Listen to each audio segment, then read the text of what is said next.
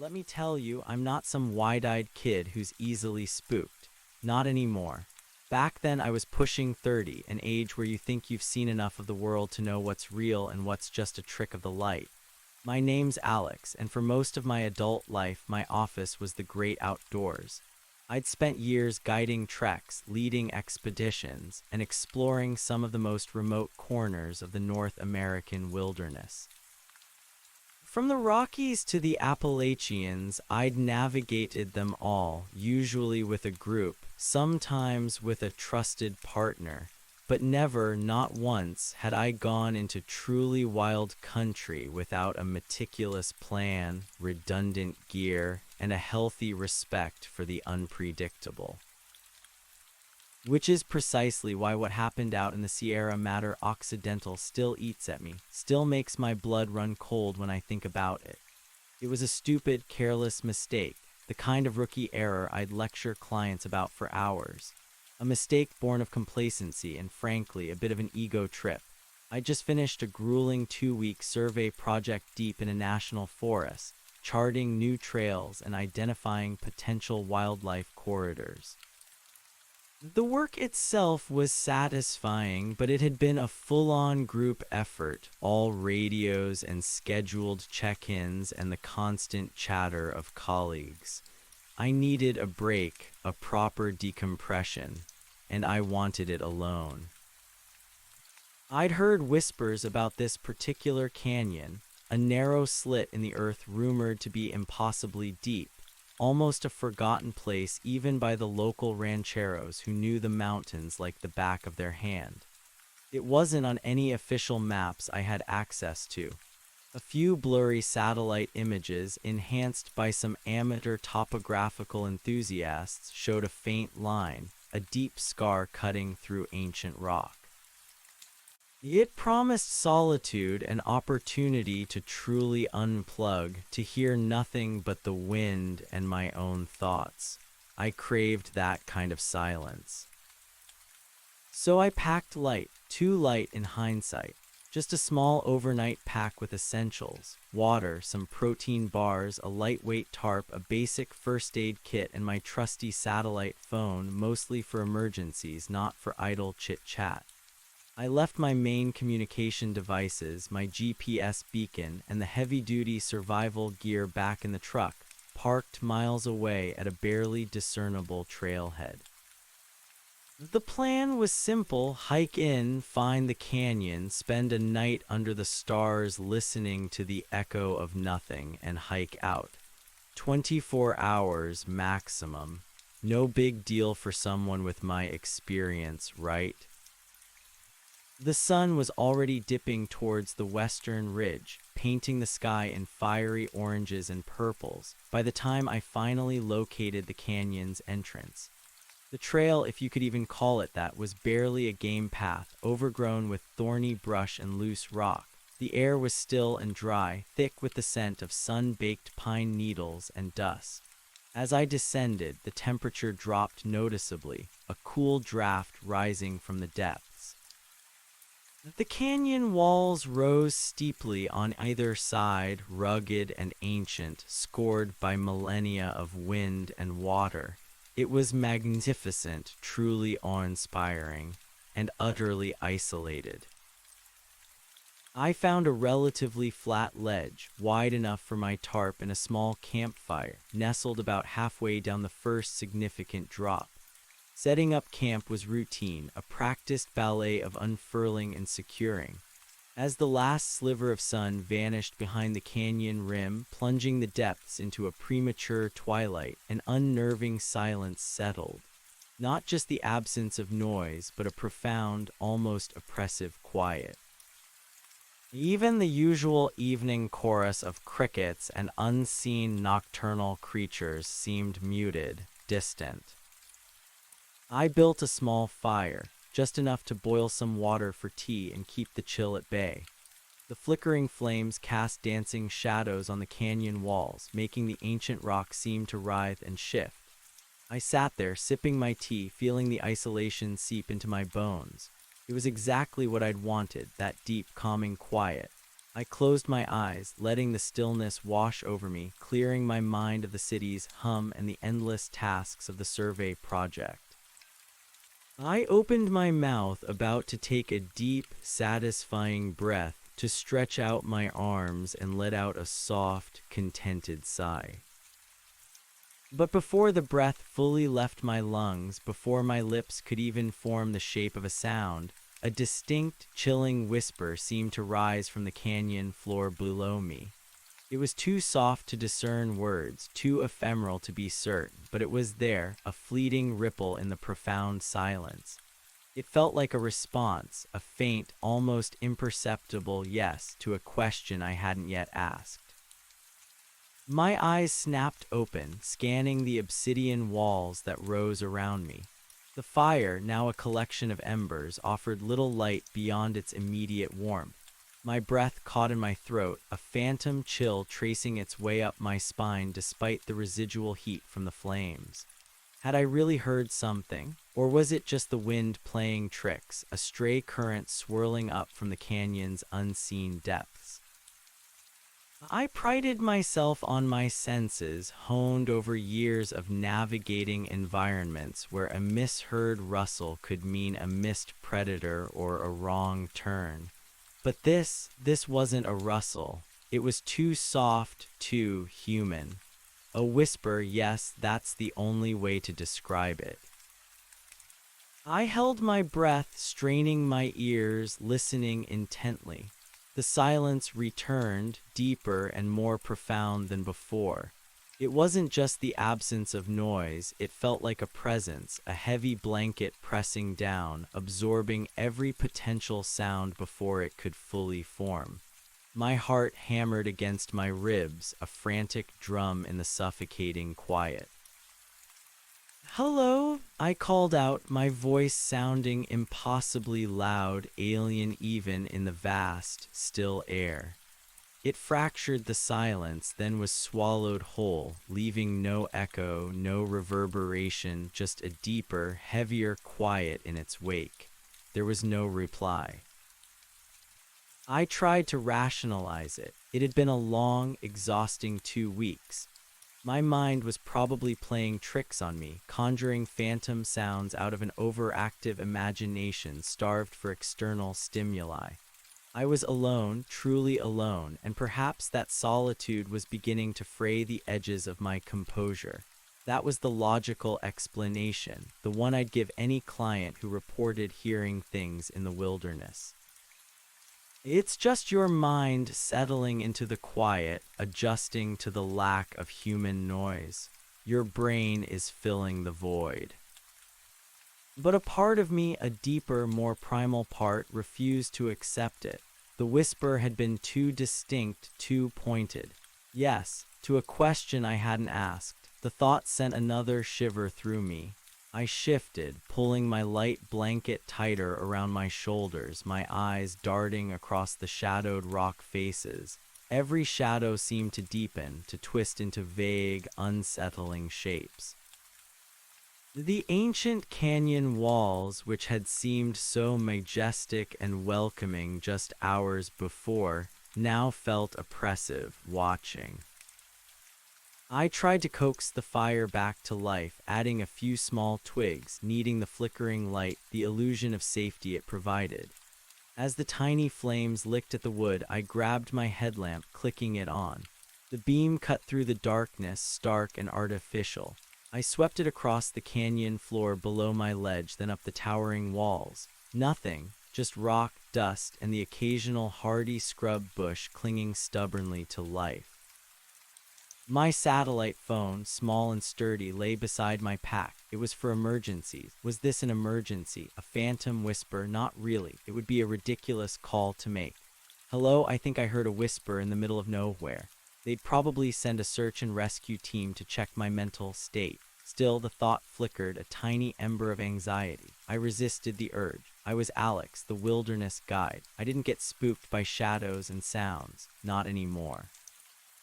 I spent the next few hours in a state of hyper-awareness, a light sleeper's nightmare. Every rustle of a leaf, every faint creak of rock shifting under the immense pressure of the canyon sent a jolt through me. I kept my headlamp on, directed downwards, occasionally sweeping the beam around.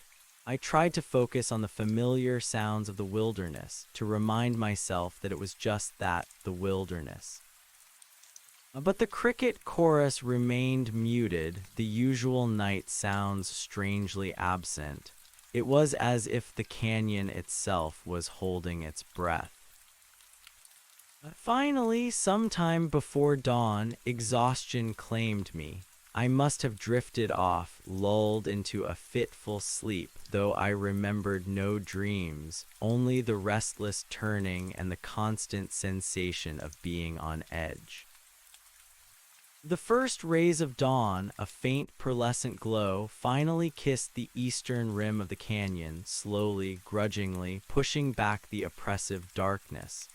I sat up, my muscles stiff, my eyes gritty. The air was cool and crisp, carrying the faint, clean scent of damp earth and pine. In the growing light, the canyon looked different again, less menacing, more magnificent.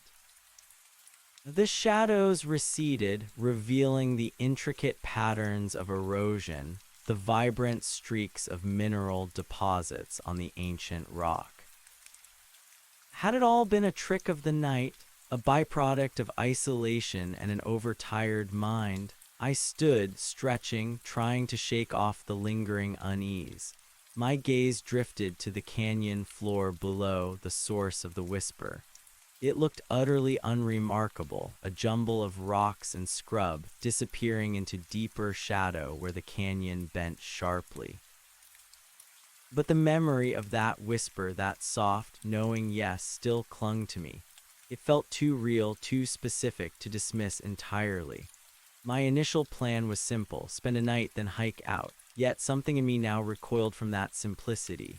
The canyon had offered something more than just solitude. It had offered a question, or at least the hint of one. And now I felt an inexplicable pull to find out what that question was. It was the ego trip, I realized later, the beginning of it anyway. The part of me that had always sought out the edge, the unknown. The part that believed my experience made me immune to certain dangers, or at least capable of handling them. It was a challenge, whispered or not. I packed up my meager camp, the movements precise and efficient, born of years of practice. I checked my gear, water bottles full, protein bars secure, first aid kit in its designated pocket. My satellite phone remained untouched. This wasn't an emergency, not yet. This was exploration. Instead of turning back towards the way I came, towards the climb out, I turned my back on the rising sun and faced the canyon's depths. I would descend, just a little further, I told myself, just to see what lay around the next bend where the whisper had seemed to originate. The descent was more challenging than I anticipated.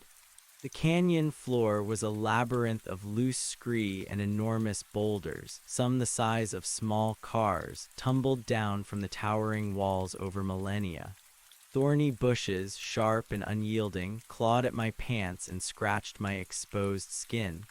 I had to pick my way carefully, testing each foothold, using my trekking poles for balance. The air grew noticeably cooler as I went deeper, a constant draft rising from below, carrying with it a faint, earthy smell, not unpleasant, but alien. The canyon narrowed, the walls drawing closer, blocking out the sky until it was just a sliver of brilliant blue far above. The light became diffused, a perpetual twilight even in the middle of the day.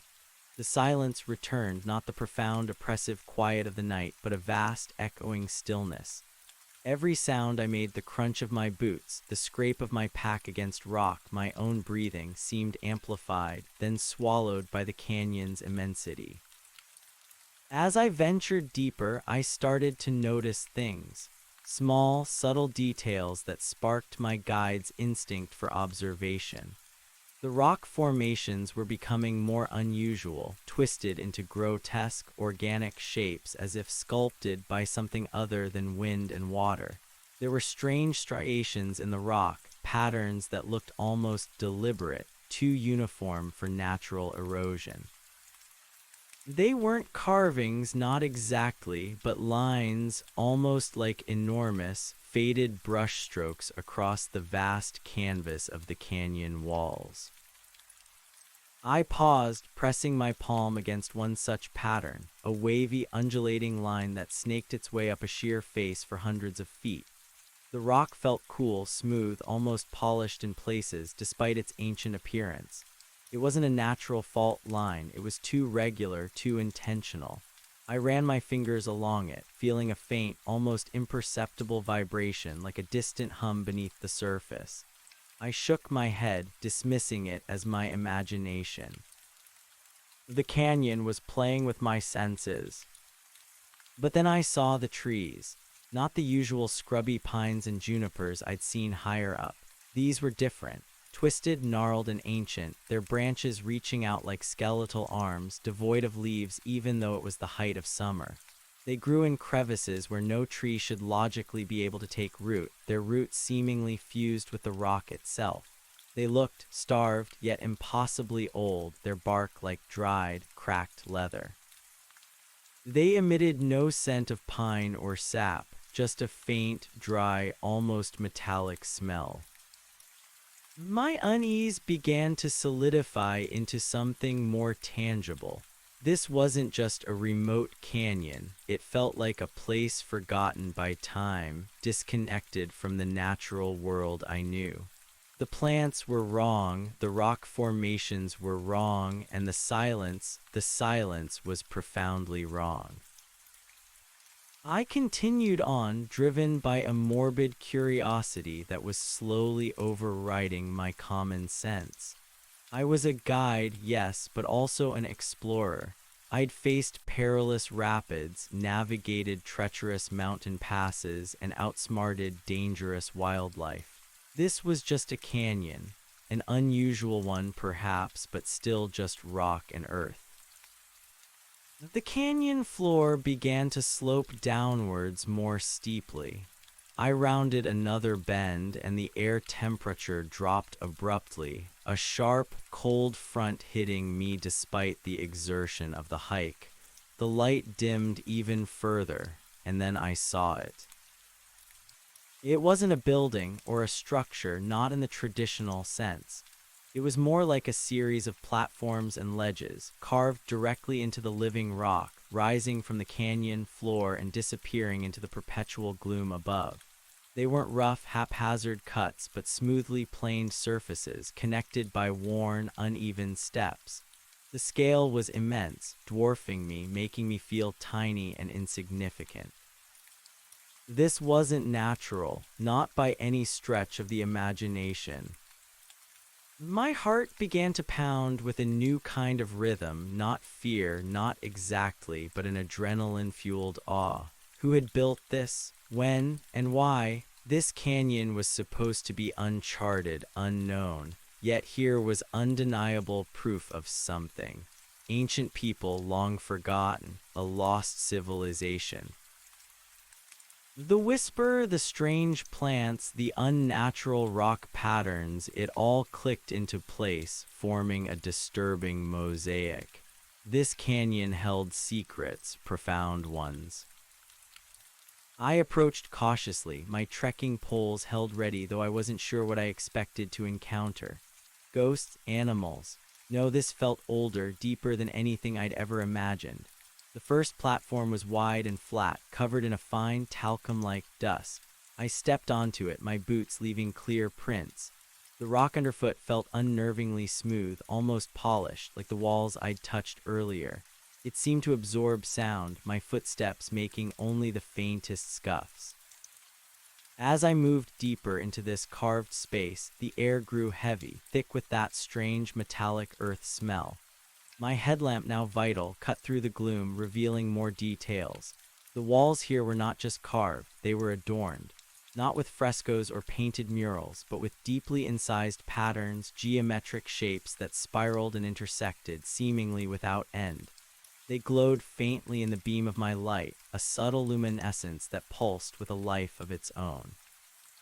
It was a trick of the light, I told myself, a property of the minerals, but it felt more profound, more alive. I found myself at the edge of a vast, gaping maw in the center of the platform. It was a circular opening, perfectly cut, leading down into absolute darkness. The air rising from it was colder still, a profound, biting chill that seemed to emanate from the very core of the earth. I shone my light down, but the beam was swallowed immediately, revealing nothing. This was the true depth of the canyon, the forgotten place within the forgotten place.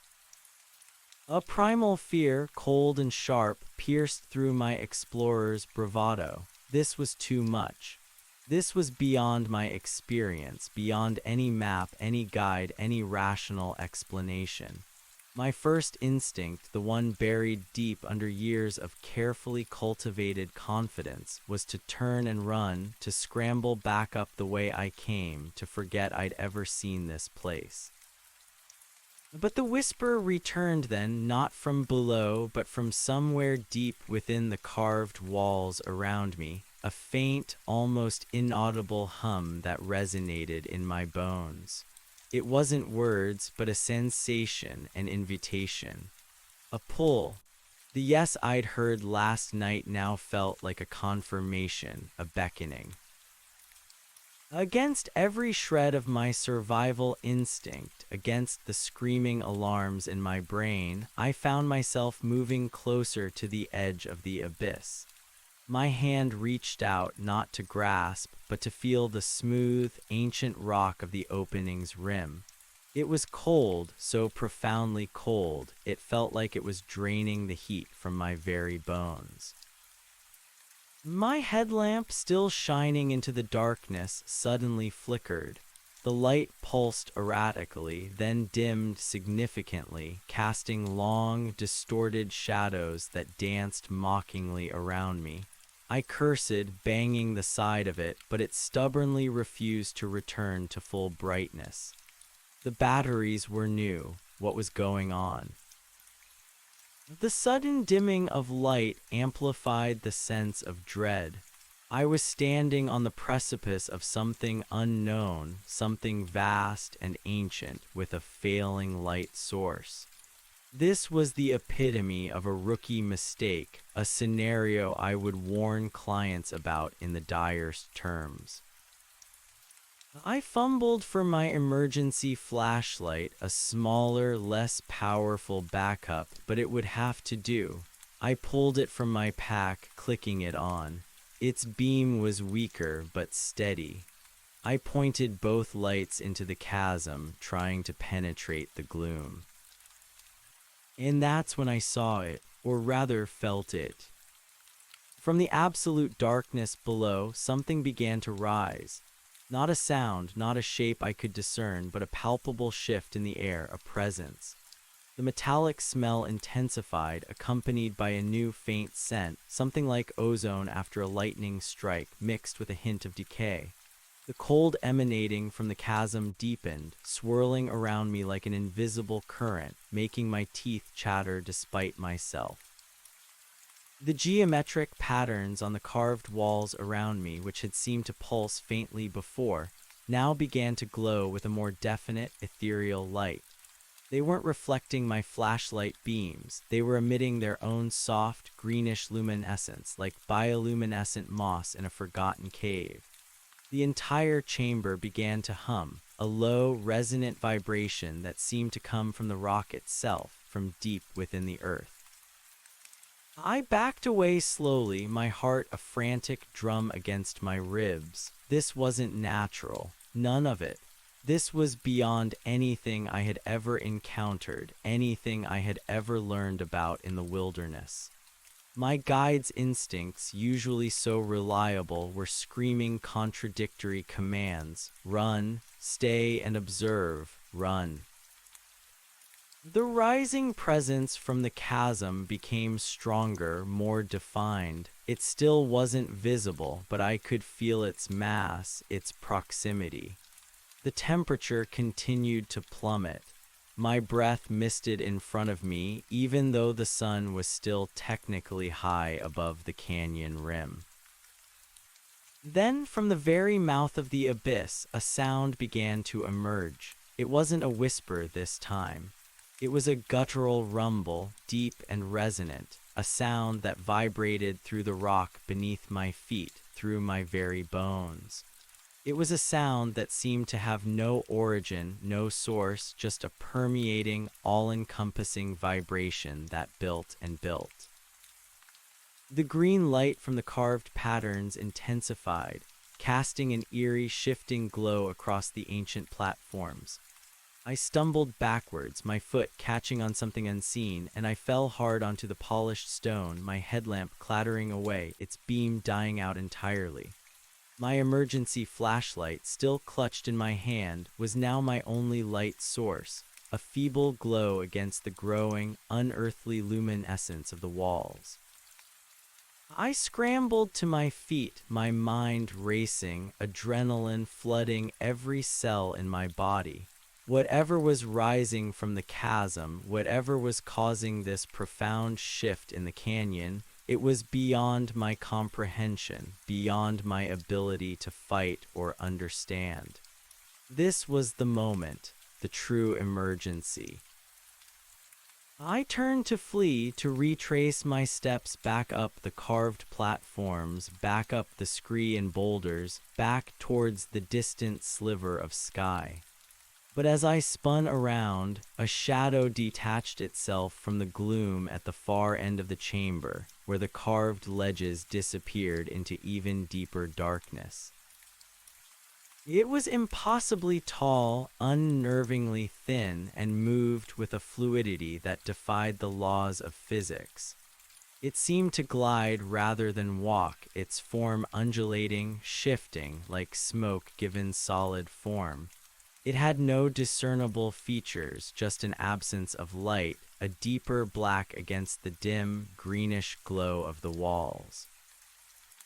My breath hitched, my mind, usually so quick to analyze and strategize, was utterly blank, paralyzed by pure, unadulterated terror.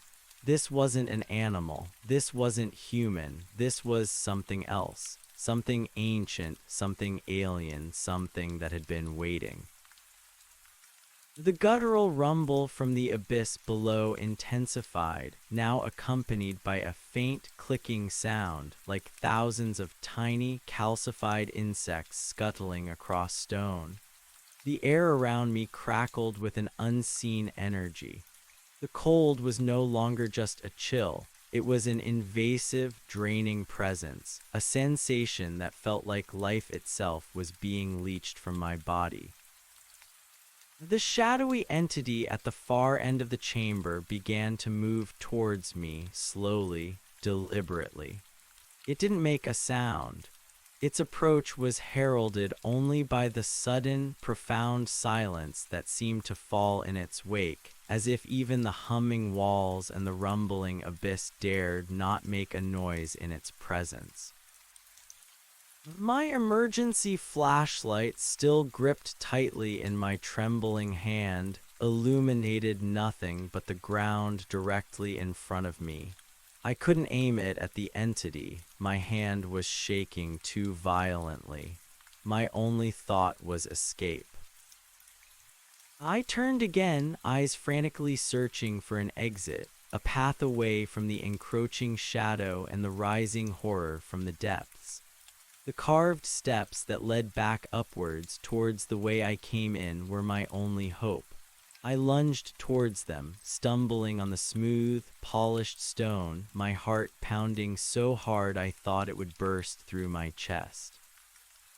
My lungs burned as I scrambled up the first few steps, my boots slipping on the slick surface. I risked a glance over my shoulder. The shadowy figure had not quickened its pace, but it was closer now, much closer.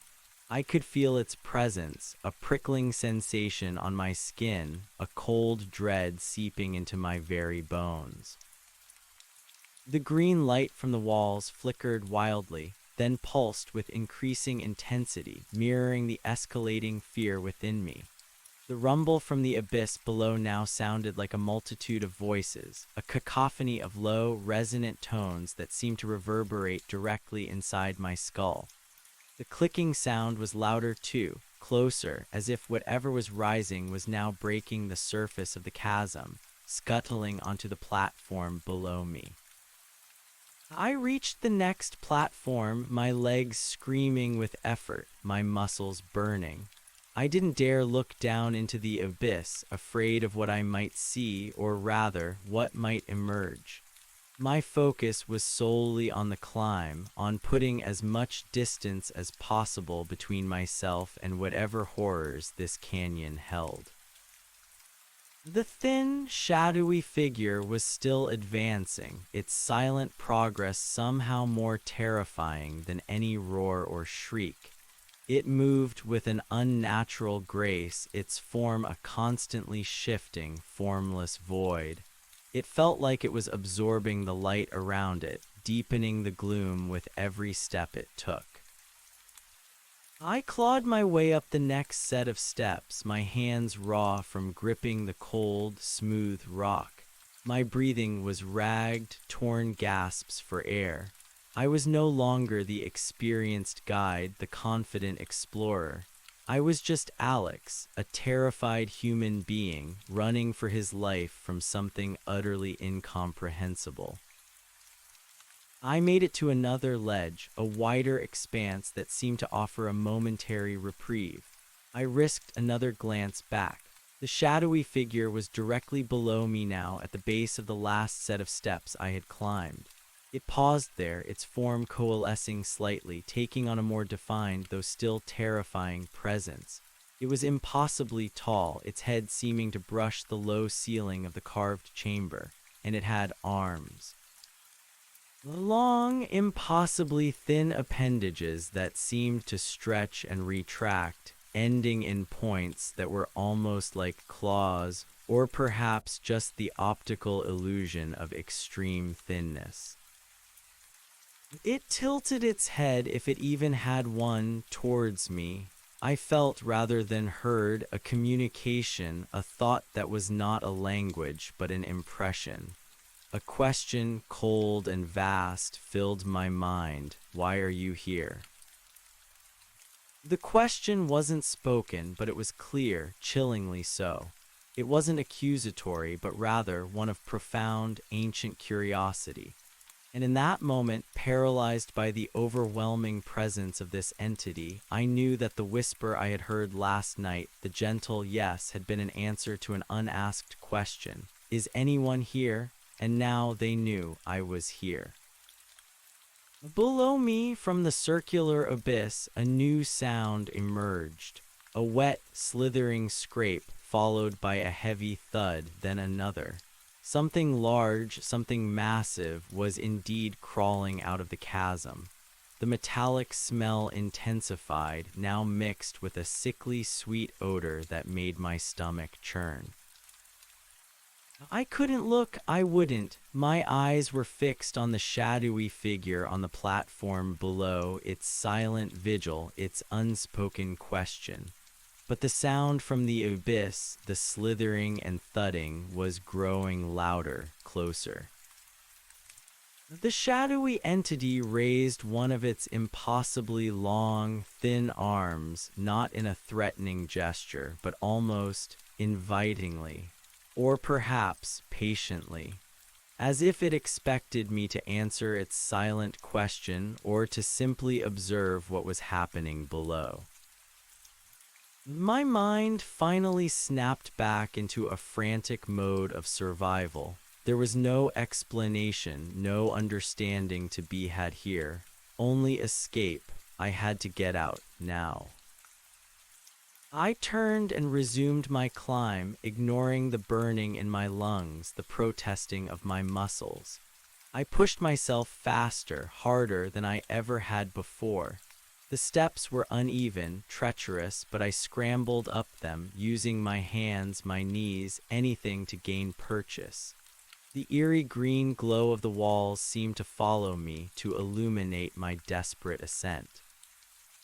The rhythmic thudding and slithering from the abyss echoed up the chamber, a terrifying counterpoint to my own frantic heartbeats. I reached the next level, a wide, open platform, and saw the faint, blessed light of day far, far above. It looked like a tiny, distant star, but it was real. It was outside. It was hope. I didn't look back. I didn't dare. I just ran, my feet pounding on the smooth, ancient stone, towards the distant promise of the sun. The ancient, carved chamber and its terrifying inhabitants were a nightmare I had to leave behind, or they would consume me whole. The canyon, once a place of desired solitude, had revealed itself to be something far more ancient, far more alive, and utterly, profoundly terrifying. The distant pinprick of light, that promise of the outside world, became my sole focus. Every ounce of my strength, every desperate surge of adrenaline propelled me towards it. My lungs burned, air rasping in and out, but I didn't slow.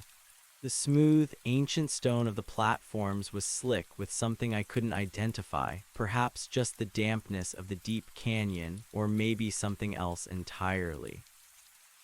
My boots slid, my hands scraped, but I kept moving, a primal scream echoing in my mind, "Get out! Get out! Get out!" The green luminescence of the carved walls flickered erratically, casting grotesque, shifting shadows that seemed to mock my desperate ascent. Each pulse of light intensified my terror, making the chamber feel alive, a vast, predatory maw trying to swallow me whole. The guttural rumble from the abyss below never ceased, a constant, vibrating threat that resonated in my bones.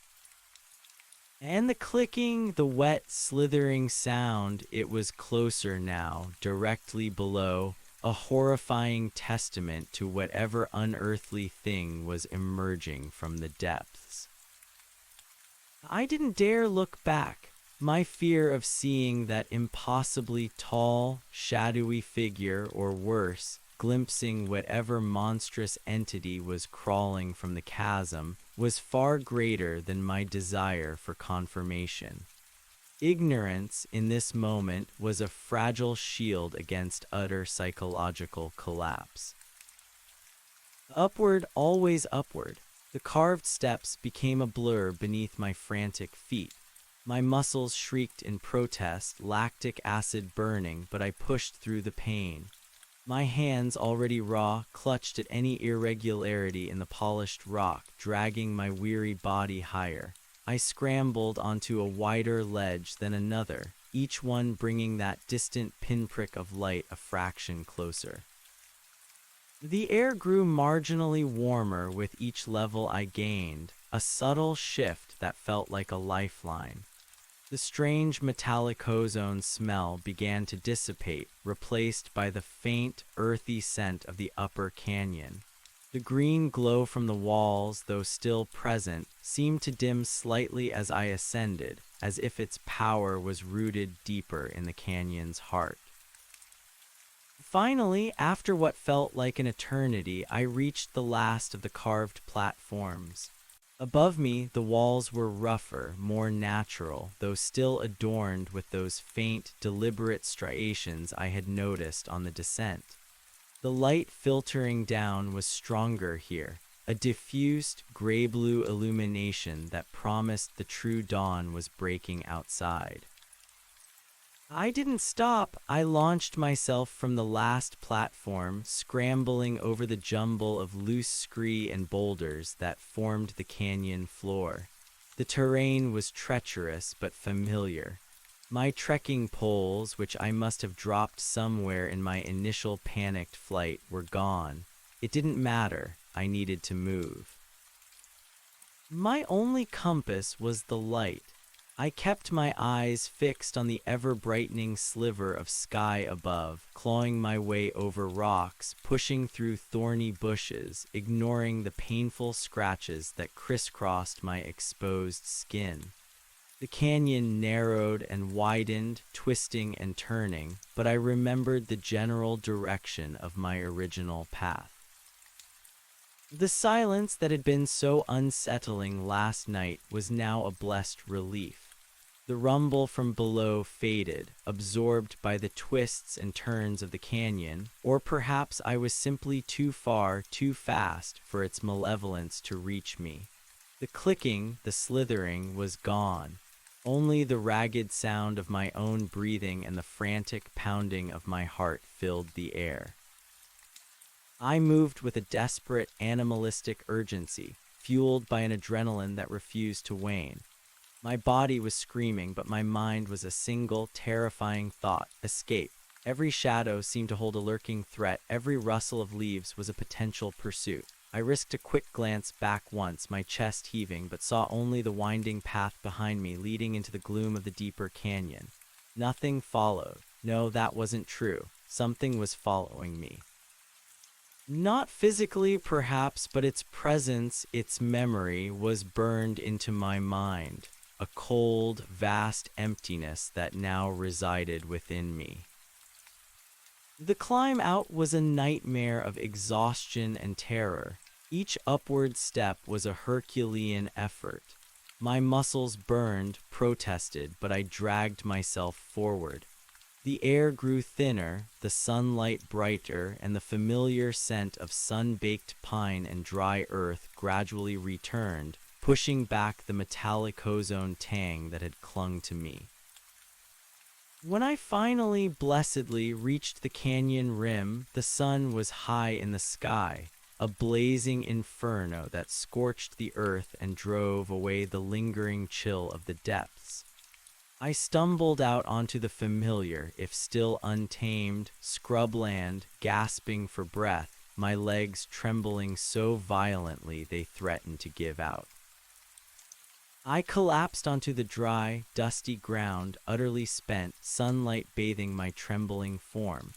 The harsh reality of the desert heat, the buzz of insects, the distant cry of a hawk, these mundane sounds and sensations were a balm, a proof that I was truly out, truly in the world I knew. Yet the relief was short-lived, overshadowed by the raw, visceral terror that still vibrated through every cell of my body. I lay there for a long time, trying to regulate my breathing, trying to make sense of what had just happened. But there was no sense to be made. My mind rejected it, fought against it, yet the images were burned into my retinas, the sounds etched into my hearing, the cold, ancient question still echoing in my skull: why are you here?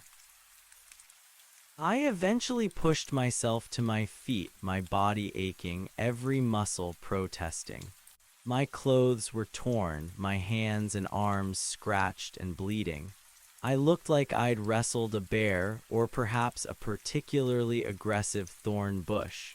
But the wounds were superficial compared to the cavernous dread that had taken root deep inside me. The walk back to the truck, miles away, was a blur of hypervigilance and growing paranoia. Every snapping twig, every distant shadow sent a jolt of fear through me.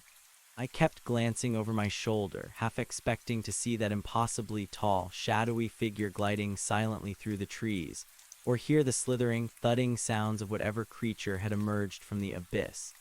The vast, open wilderness, usually a source of comfort and peace, now felt exposed, vulnerable. I felt like prey.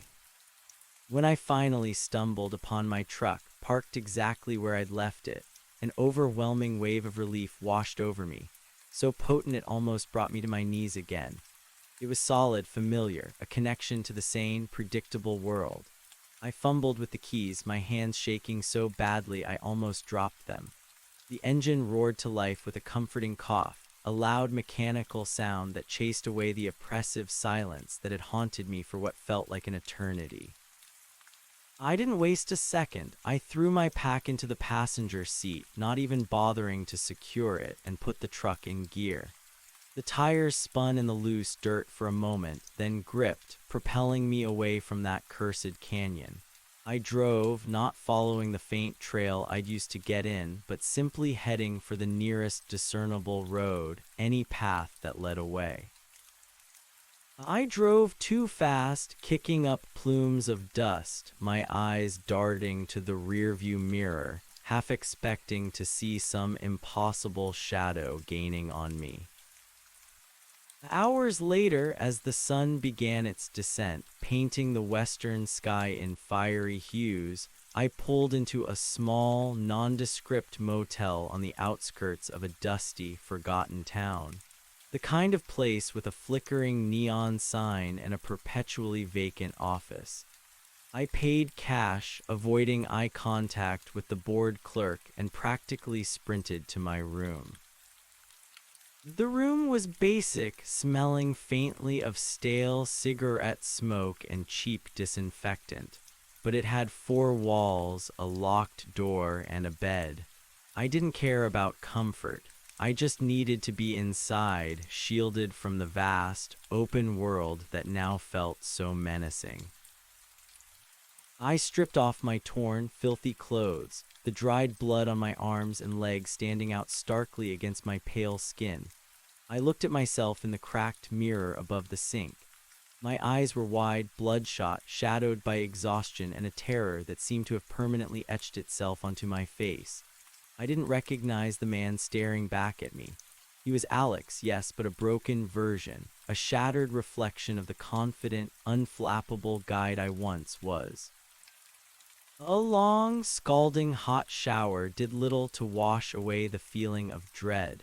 It stripped away the grime and dust, but the metallic ozone scent, the ghost of the canyon, seemed to linger on my skin, in my hair. I scrubbed harder, almost rawing my skin, trying to erase the memory, trying to purge the experience from my very being. It was futile. Later, wrapped in a thin, scratchy towel, I sat on the edge of the bed, my mind a chaotic whirlwind of images and sensations. The glowing patterns, the impossibly tall shadow, the rising horror from the abyss, the cold question. It was all too real, too vivid to be a dream, a hallucination, or a figment of an overtired imagination. My rational mind, the one that had always sought logical explanations for everything in the wilderness, was utterly powerless. I thought about calling someone, my colleagues, my family, anyone, but what would I say? I found a lost civilization in a canyon, and it's full of sentient shadows and something unspeakable crawling out of a hole. They'd think I'd snapped. And honestly, I wasn't sure they'd be wrong. Part of me still wrestled with the idea that I had indeed gone insane. I tried to eat one of my remaining protein bars, but my stomach churned, rebelling against the thought of food. My appetite was gone, replaced by annoying anxiety. Sleep was impossible. Every shadow in the room seemed to deepen, to twist into familiar, terrifying forms. Every creak of the motel building, every distant car sound became amplified, distorted into the clicking, slithering sounds of the abyss. I spent the night huddled on the bed, fully dressed, my emergency flashlight clutched in my hand, pointing it at every corner of the room, every flicker of movement.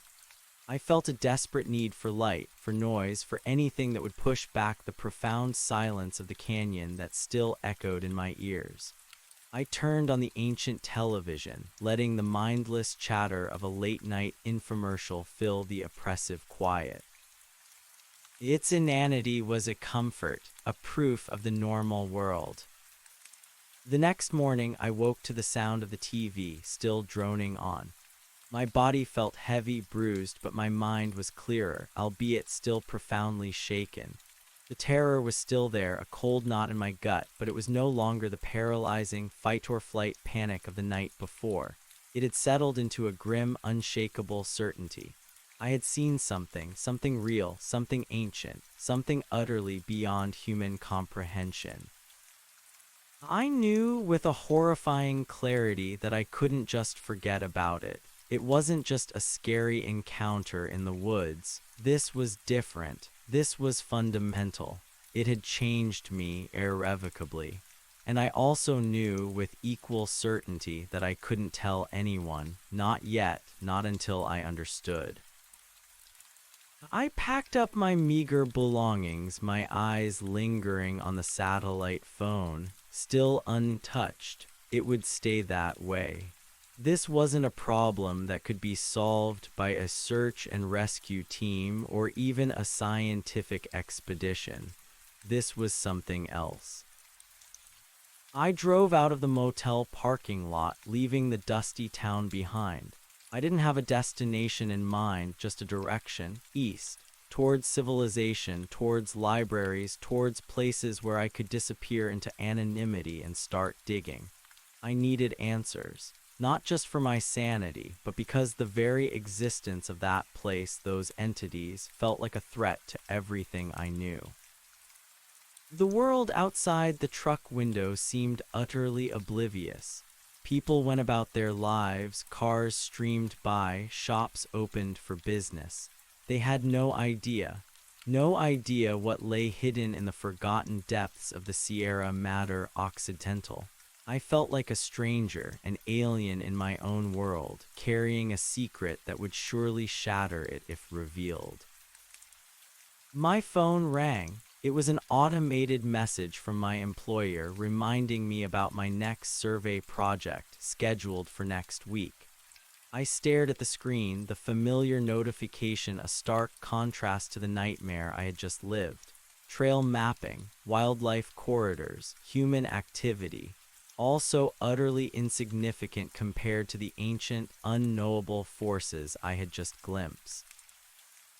I knew with a certainty that chilled me to the bone that I couldn't go back to that life, not like this, not without understanding. I wouldn't be able to sleep, wouldn't be able to guide people into the wilderness without seeing the shadow of that canyon in every crevice, every dark patch of forest. I needed information. I needed to understand what I had stumbled upon. I needed to know if it was unique, if there were other such places, other such entities. My guide's instinct, once focused on survival and navigation, had now twisted into a new, terrifying purpose: investigation. My first stop was a large university library in Flagstaff, Arizona, several states away from the canyon. I figured it was far enough, anonymous enough. I spent hours, then days, poring over texts. Ancient history, geology, folklore, anthropology, mythology, obscure archaeological findings. I looked for anything that hinted at strange structures, unusual rock formation, lost civilizations in the Sierra Madre region. The internet was a chaotic mess of misinformation and crackpot theories, but I sifted through it anyway, searching for keywords. Lost Canyon, Mexico, unexplained ruins, Sierra Madre, ancient Mexican myths, shadows, deep earth hum. Most of it was useless. Conspiracies, alien abductions, new age crystal power. But occasionally a flicker of something, a strange legend, a poorly translated historical account would catch my eye. I learned about the Tarahumara, Raramuri people, indigenous to the Sierra Madre Occidental, known for their incredible endurance and their reclusive way of life. Their mythology was rich with spirits of the earth, benevolent and malevolent, but nothing I read specifically matched what I had seen. No mention of glowing carved walls or impossibly tall shadow beings. Yet there were recurring themes. Stories of Chihuahua, a powerful unseen force, a spirit of the earth that could be both nurturing and destructive. Legends of caves that led to the underworld, to places where the old ones slept. There were vague, unsettling mentions of whispering stones or singing rocks in some remote regions, places where the very earth seemed to speak. I felt a chill every time I read those words. Whisper, hum, resonance. It was too close. My search expanded to historical accounts of Spanish conquest and early exploration. The Spanish chroniclers, despite their own rigid beliefs, often noted the strange superstitions and fears of the native populations. They spoke of places the indigenous people feared, places they avoided, often marked by unusual rock formations or deep, inaccessible ravines. Many of these accounts were dismissed by the Spanish as pagan nonsense, but to me, they held a new, terrifying significance. I found a few obscure archaeological papers discussing petroglyphs and geoglyphs in remote areas, some of which depicted geometric patterns unlike any known indigenous art. The descriptions were vague, often attributing them to unknown Pre-Columbian cultures or natural phenomena. But in my mind, those geometric patterns clicked with the glowing designs on the canyon walls. The more I delved, the more a disturbing pattern began to emerge, like threads of a vast, ancient tapestry. There wasn't one definitive account, no single smoking gun. Instead, it was a mosaic of hints, whispers from the past, veiled warnings woven into legends and obscured by the passage of time. I learned about geological anomalies, areas where seismic activity was unusually quiet, or where magnetic fields behaved erratically. One particular article, buried deep in a scientific journal, discussed a specific geological formation in the Sierra Madre Occidental that contained rare luminescent minerals. The article posited that these minerals might have been exploited by ancient cultures, or that their unusual properties could have contributed to local legends. The description of the minerals' glow, a soft, greenish light, made my blood run cold. It was all circumstantial, all speculative, but it was enough to solidify my conviction that I hadn't imagined it. This wasn't just a canyon, it was a nexus, a place where the veil between worlds or between dimensions was thin. A place where something ancient, something non-human, still resided or perhaps still woke.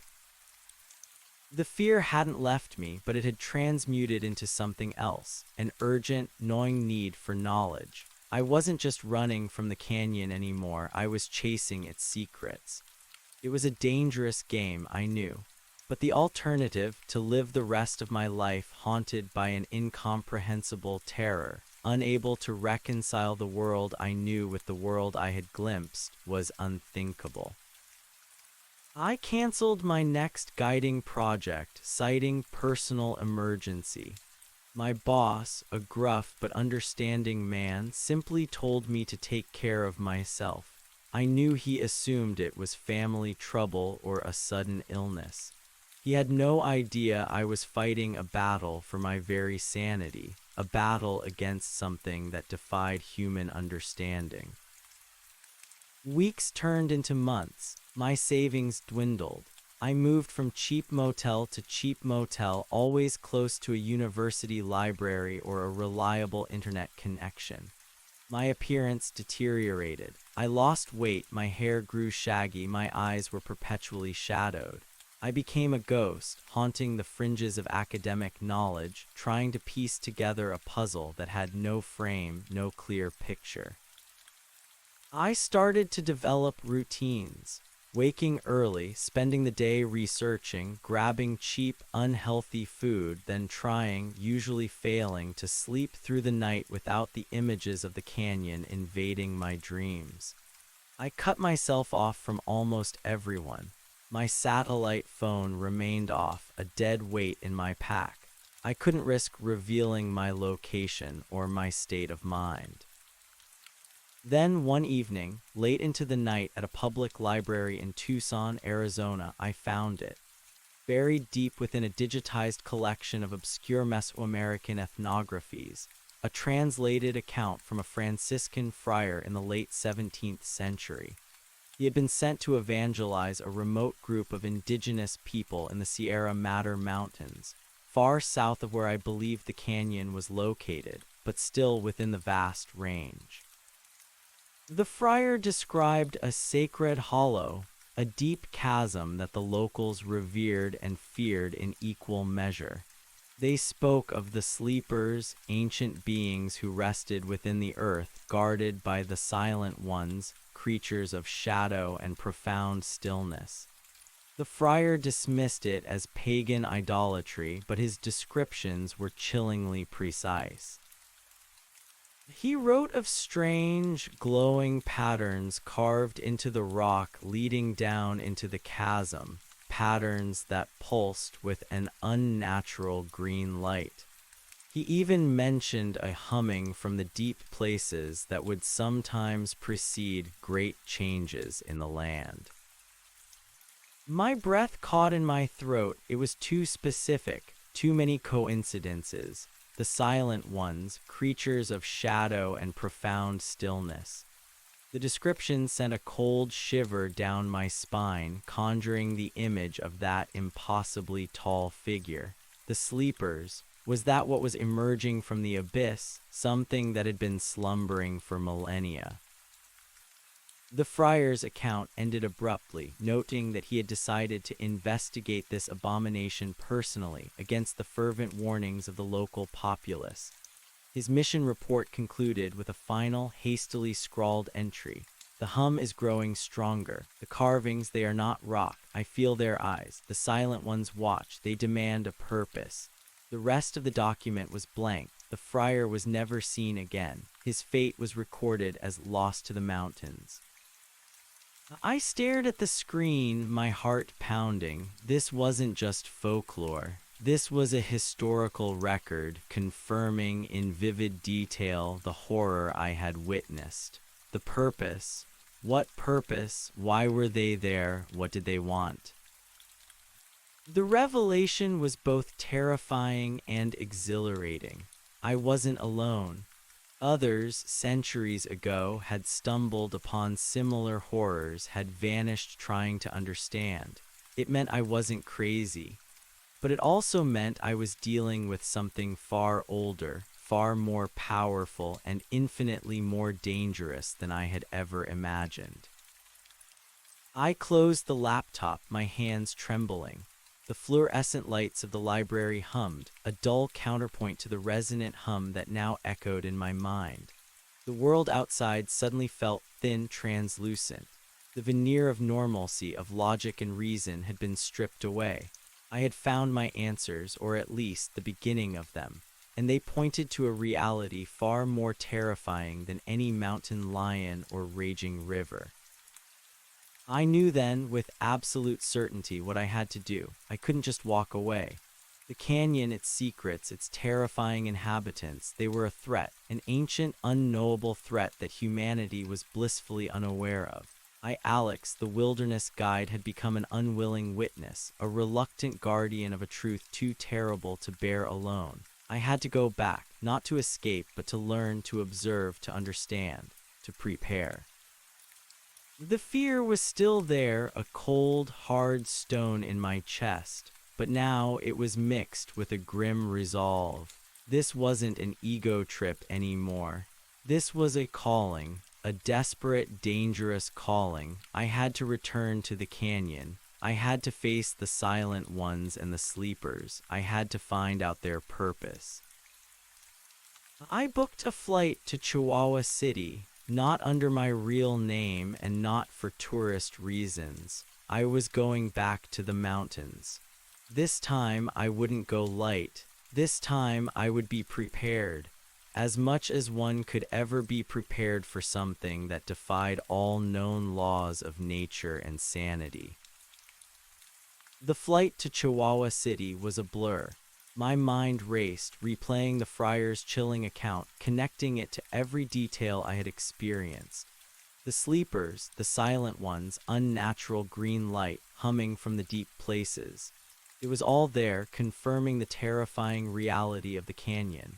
I arrived under a false name, a burner phone tucked into my pocket, ready to vanish into the anonymity of the vast Sierra Madre. This time there was no rush, no ego-driven impulse for a quick, solitary decompression. This was a calculated, methodical operation. My first priority was gear, not just my usual expedition kit, but specialized equipment. I sourced high-capacity headlamps, industrial-grade climbing ropes, rappelling harnesses, and a powerful, portable battery pack. I invested in a high-resolution drone with thermal imaging capabilities, hoping to map the canyon from above and scout for any changes. Navigation equipment included redundant GPS devices, a detailed topographical map I'd painstakingly compiled from various sources, and a traditional compass. For communication, I purchased a satellite phone with a far greater range and battery life than my previous one, along with an emergency beacon set to ping a trusted contact only if I missed a prearranged check-in. The contact was an old climbing buddy, a former Special Forces medic who understood discretion and knew how to organize an extraction if needed, without asking too many questions. I gave him a coded message, a predetermined phrase that meant, "I've found something beyond explanation. Do not attempt rescue, only extraction on my terms, or total radio silence after 72 hours means I'm gone." He understood. He always did. Survival gear was meticulously selected. Military-grade water filters, high-calorie ration packs, a robust first aid kit with broad-spectrum antibiotics and emergency trauma supplies, and a compact, high-powered rifle with plenty of ammunition. I hadn't carried a firearm on my last trip, considering it unnecessary. Now I knew better, not for defense against wildlife, but against the unknown. I also spent a significant amount of time acquiring research materials. Not just more history and folklore, but geology texts focusing on rare mineral formations, studies on localized magnetic anomalies, and even obscure papers on theoretical physics that touched on interdimensional travel or unknown energy fields. My car became a mobile library, filled with printouts and books, a testament to my burgeoning, terrifying obsession. My base of operations became a small, forgotten ranch house several hours' drive from the canyon's approximate location. It was isolated, rundown, and perfect. I paid cash to a local ranchero who clearly cared more about the money than who rented his decaying property. I spent weeks there, organizing my gear, cross-referencing maps, and planning my approach. Every detail was considered, every contingency accounted for. This wasn't an impulsive hike, it was a mission. The isolation of the ranch house was a double-edged sword. It provided the solitude necessary for focus, but it also amplified the paranoia. Every creak of the old house, every whisper of the wind through the dry grass made me jump. I slept fitfully, the canyon haunting my dreams, the image of the silent one and the sound of the slithering from the abyss playing on an endless loop. The metallic ozone smell seemed to linger in my nostrils, a phantom scent that refused to fade. I ate sparingly, my body fueled more by nervous energy than proper nutrition. My focus was absolute, a grim, determined obsession. I was no longer just Alex, the guide. I was an investigator, a reluctant explorer of the impossible. The line between rational scientific inquiry and desperate madness blurred more with each passing day. One evening, while reviewing satellite images, I noticed a subtle detail I'd missed before. A faint, almost imperceptible discoloration on the rock face near the canyon entrance I had used. It was too small to be significant on its own, but combined with the glowing patterns the friar described, it sparked a new line of thought. Could the minerals he spoke of, the luminescent ones, be visible from the surface? I refined my plan. My entry would be covert, slow, and heavily monitored. I wouldn't just descend into the canyon blindly. I would establish observation posts, use the drone for reconnaissance, and proceed with extreme caution. This wasn't a desperate flight for survival. It was a tactical re-entry into hostile, unknowable territory. Finally, after 2 months of meticulous preparation, I decided it was time. The moon was a sliver in the sky, offering minimal light perfect for a discreet approach. I loaded the truck, the sheer volume of gear a stark contrast to my previous lightweight pack. The weight was a comfort, a tangible manifestation of my resolve. The drive was long and silent, broken only by the crunch of gravel under the tires. As I neared the familiar trailhead, a cold knot formed in my stomach. The air, usually crisp and clear, felt heavy, charged with an unseen tension. The stars above seemed to wink with an unnatural intensity, as if watching. I parked the truck miles away, further than last time, and camouflaged it with a tarp and local foliage. It was crucial that no one stumbled upon it. The hike-in was familiar, yet utterly alien. Every rustle of leaves, every snap of a twig put me on edge. I moved with a practiced stealth, my rifle held at the ready, my senses hyper-alert. The vast wilderness, once my sanctuary, was now merely a gateway to an even vaster, more terrifying unknown. I reached the canyon rim just before dawn. The first light painted the eastern sky in hues of deep violet and rose, but the canyon itself remained shrouded in profound darkness, a gaping maw in the earth. I set up my first observation post on a rocky outcrop overlooking the entrance, carefully concealing my position. From this vantage point, I deployed the drone. Its quiet rotors whirred as it ascended, a tiny mechanical scout venturing into the abyss. I watched the live feed on my tablet, my heart pounding. The thermal camera scanned the depths, searching for any signs of life, any unusual heat signatures. The drone drifted downwards past the first set of ledges where I had camped. Nothing, just rock and sparse vegetation. It continued its descent deeper and deeper towards the area where the carved platforms began. My hands were slick with sweat as I guided it. Then the first anomaly, the drone's signal flickered, just for a second, then stabilized. A localized electromagnetic interference. It confirmed my theory about the geological anomalies. I pushed it further. As the drone approached the carved platforms, the image on the screen began to distort, static obscuring the view. The signal strength dropped drastically. I struggled with the controls, trying to maintain connection, but the interference was too strong. The thermal camera showed faint, greenish blips of heat, localized and pulsing, emanating from the walls themselves, just as the friar described.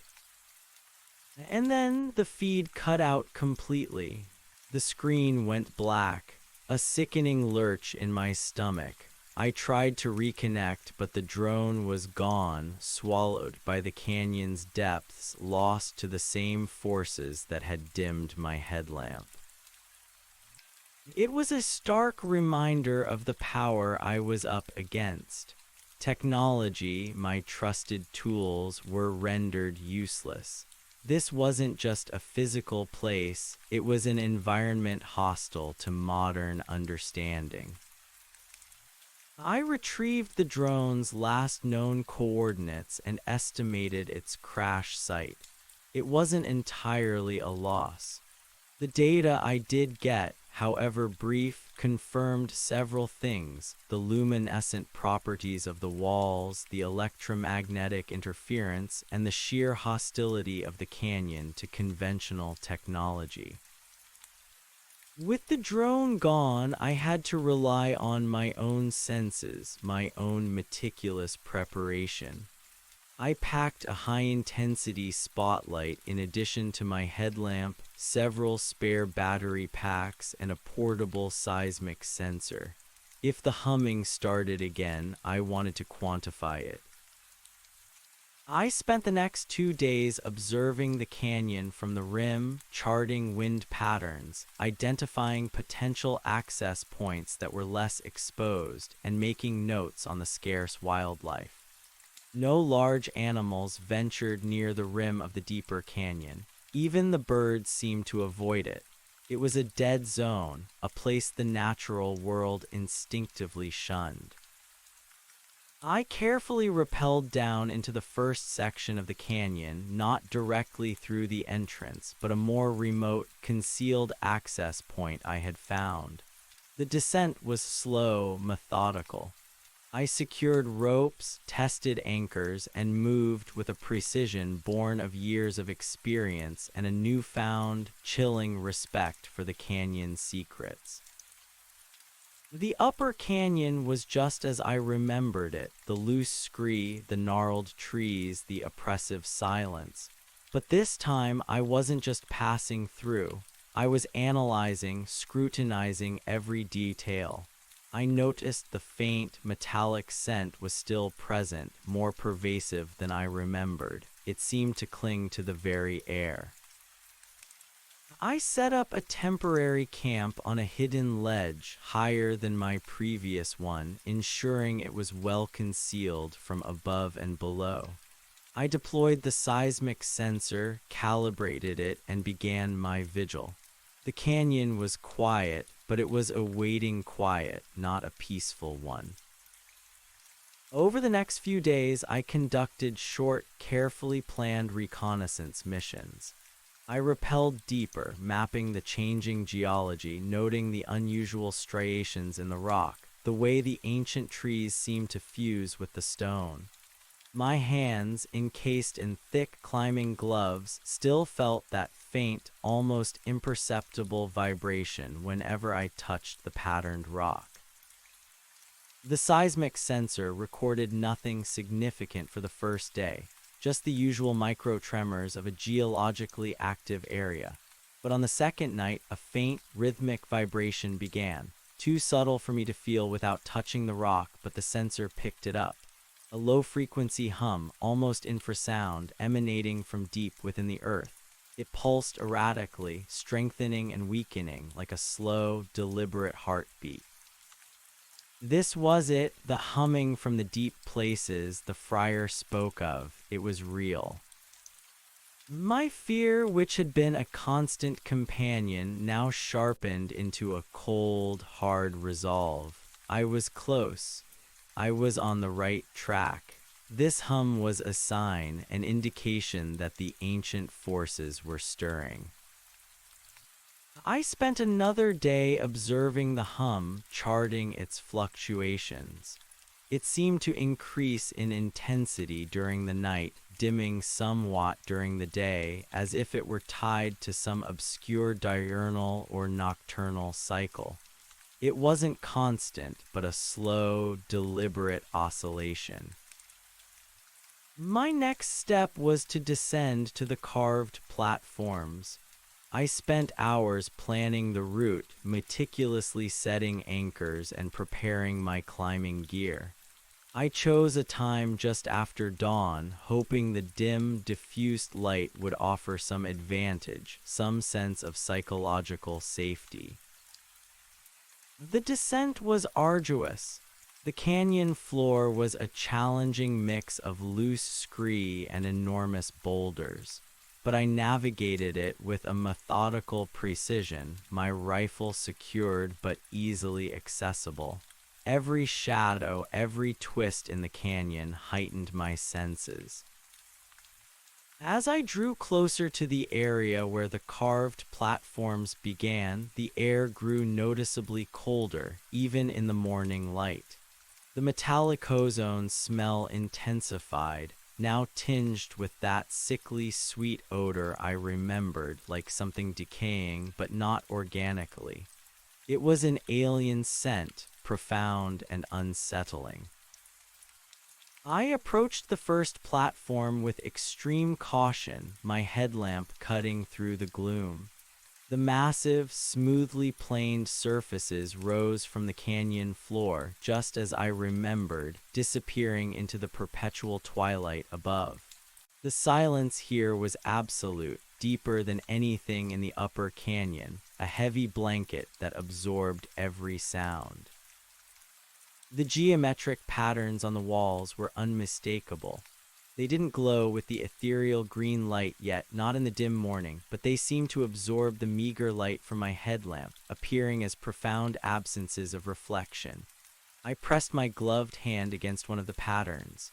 The rock was smooth, cold, and beneath my palm I felt it, a faint, almost imperceptible tremor, the ghost of the hum I had detected with the seismic sensor. My heart hammered in my chest, a frantic drum against the suffocating silence. I was back. I was in the belly of the beast. I moved slowly across the first platform, my boots making only the faintest scuffs on the polished stone. My eyes darted everywhere, scanning the shadows, searching for any sign of movement, any hint of the silent ones. Nothing. The chamber was empty, silent, waiting. I reached the gaping maw in the center of the platform, the circular abyss that led to absolute darkness. The air rising from it was intensely cold, a profound chill that seemed to drain the warmth from my bones. I shone my high-intensity spotlight down, but the beam was swallowed immediately, revealing nothing but the profound void, the same as before. But something was different. The geometric patterns on the walls, still not glowing, seemed more defined, more present. And the air, though silent, felt charged, thick with an unseen energy that prickled my skin. I backed away from the abyss, my rifle now unslung and held ready. I scanned the perimeter of the chamber, my spotlight cutting through the gloom, and then I saw it. At the far end, where the carved ledges disappeared into deeper darkness, a subtle shift. Not a shadow detaching, but a place where the darkness seemed to be more dark, a deeper void, a greater absence of light. My breath hitched. I raised my rifle, aiming at the patch of intensified darkness. My finger hovered over the trigger, my training kicking in.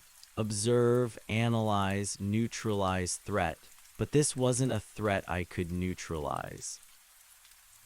Suddenly, a faint greenish luminescence began to bloom from the geometric patterns on the carved walls, not reflecting my light, but emanating their own soft, internal glow, just as the friar described.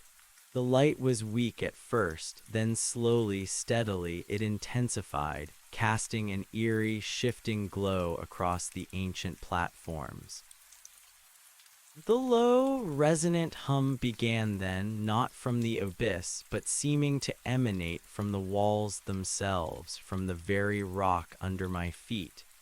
It vibrated through my boots, up my legs, into my very bones. It was the hum I had detected with the seismic sensor, now magnified, pervasive. And from the abyss, a new sound began to emerge. A faint, wet slithering accompanied by soft, heavy thuds, exactly as I remembered. Whatever the sleepers were, they were stirring.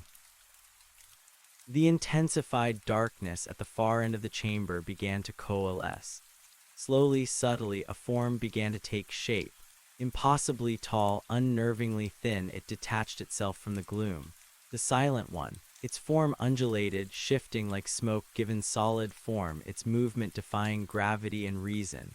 It had no discernible features, just a profound absence of light, a deeper black against the growing, unearthly green glow of the walls. My heart hammered against my ribs, a frantic drum. The rifle felt heavy, useless in my trembling hands. This was beyond anything I could fight, anything I could comprehend. My mind screamed run, just as it had before. But this time, a part of me, the obsessive investigator part, forced me to stay, to observe, to understand. The silent one began to glide towards me, slowly, deliberately. It didn't make a sound.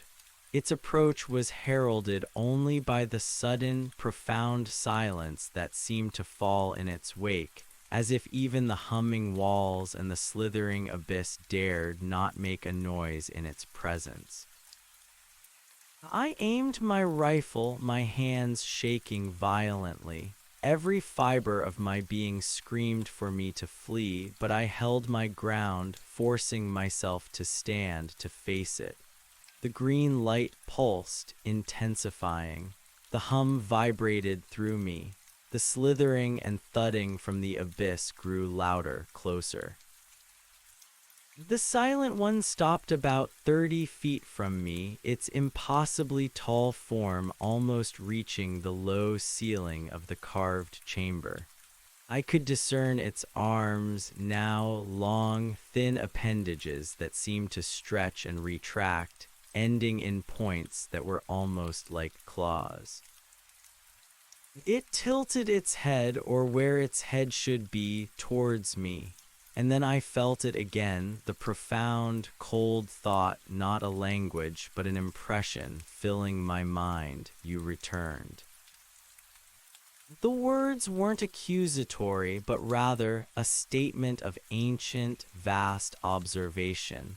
And with that thought came another, sharper impression, one of recognition, as if it remembered me, remembered my previous intrusion. Below me, from the circular abyss, the wet, slithering scrapes and heavy thuds became more pronounced, closer. I heard a faint, chitinous clicking, like thousands of tiny, calcified insects scuttling across stone, but amplified somehow. Something massive was indeed crawling out of the chasm. The metallic ozone smell intensified, now mixed with that sickly sweet odor, making my stomach churn violently. I kept my eyes fixed on the silent one, but my ears strained to discern what was emerging from the depths. I wouldn't look, I couldn't. The silent one raised one of its impossibly long, thin arms, not threateningly, but in a gesture that felt expectant, as if waiting for me to act, to speak, or to simply observe the unfolding horror. And then a new thought, colder and more defined than before, entered my mind, echoing the friar's last, desperate words. What is your purpose? The question wasn't spoken, but it resonated in my skull, clear and chillingly direct. My previous visit had been one of curiosity, an ego trip. My return was driven by a desperate need for understanding. But what did they perceive my purpose to be, and what was their purpose? The slithering and thudding from the abyss ceased, a moment of profound, terrifying stillness. The green light from the walls pulsed with an almost blinding intensity. The hum reached a resonant crescendo that vibrated through the very bedrock. The air around me crackled with an unseen energy, and the biting cold intensified, draining the heat from my body. Then, from the absolute blackness of the abyss, two immense, unblinking eyes, glowing with a faint, internal, sickly yellow light, slowly rose into view. They were enormous, multifaceted, like the eyes of an ancient, abyssal insect, reflecting nothing, but rather absorbing the light, their gaze utterly devoid of warmth, intelligence, or malice, simply profound, ancient presence. My breath caught in my throat. My rifle fell from my numb fingers, clattering uselessly on the polished stone. My mind, usually so disciplined, shattered. I stared, mesmerized and horrified, at the two glowing orbs, now accompanied by the slow, ponderous emergence of an impossibly vast, dark carapace, slick with a glistening, viscous substance. It was immense, titanic, slowly unfolding itself from the chasm, like a creature born of primordial slime and forgotten nightmares. The Silent One stood still, its arms still raised, as if presenting this horror to me. And in my mind, the cold, ancient question reverberated: what is your purpose? I knew with chilling certainty that my life was no longer my own. I was no longer merely an observer. I was a part of their awakening, an intruder who had stumbled upon a truth that now demanded something. I didn't know what, but the sense of profound, inescapable consequence washed over me like a cold tide. The enormous, chitinous body continued its slow, deliberate emergence from the abyss, casting an even deeper shadow across the already dim chamber. The sickly yellow eyes, unblinking, turned slowly towards me. I was trapped between the Silent One and the awakening sleeper, paralyzed by a terror so absolute it transcended fear, becoming a profound, overwhelming submission. Then, from the vast, ancient form of the sleeper, a new sound began to emanate. Not the hum of the walls, nor the slithering of its movement, but a series of deep, resonant clicks and chirps, alien and complex, vibrating through the very air, through my very being. It was a communication, a language entirely beyond human comprehension, yet I felt its presence, its meaning in my bones. The Silent One lowered its arms slowly, its profound stillness unbroken. Its form seemed to ripple, to shift at the edges, absorbing more of the green light. The air around me grew heavier, thick with the scent of ozone and decay, the biting cold intensifying to an unbearable degree. I felt my vision blurring at the edges, my body beginning to shake uncontrollably. I was not meant to understand, I was not meant to witness. And yet I was here. My purpose, whatever it might be, was now irrevocably intertwined with theirs. I knew with the last vestiges of my rational mind that I was no longer Alex, the wilderness guide. I was a pawn in an ancient game, a silent, terrified witness to an awakening that would change everything, for everyone, whether they knew it or not. I was trapped not by physical barriers, but by the sheer, overwhelming presence of something that transcended human understanding, a forgotten terror now returned to the world. The colossal creature from the abyss continued its slow, majestic ascent, its yellow eyes fixed on me. The rhythmic clicks and chirps grew louder, more insistent, a symphony of alien sound that echoed through the vast, greenlit chamber. My mind struggled, fought against the incomprehensible, desperate to find a logical framework, a point of reference, anything to anchor me to reality. There was nothing. Just the vast, ancient presence, the unblinking gaze, and the profound, horrifying certainty that I had brought this upon myself and upon the world. The immense, chitinous body continued its slow, deliberate emergence, a vast, alien monolith rising from the primordial depths. Its sickly yellow eyes, unblinking, remained fixed on me, devoid of any discernible emotion, yet conveying an overwhelming sense of ancient, profound observation. The rhythmic clicks and chirps emanating from its colossal form intensified, a complex, alien symphony that vibrated not just in the air, but directly within my bones, resonating with a disturbing, visceral power. My mind, stretched to its breaking point, wrestled with the incomprehensible. My training, my experience, my very understanding of reality offered no framework for this.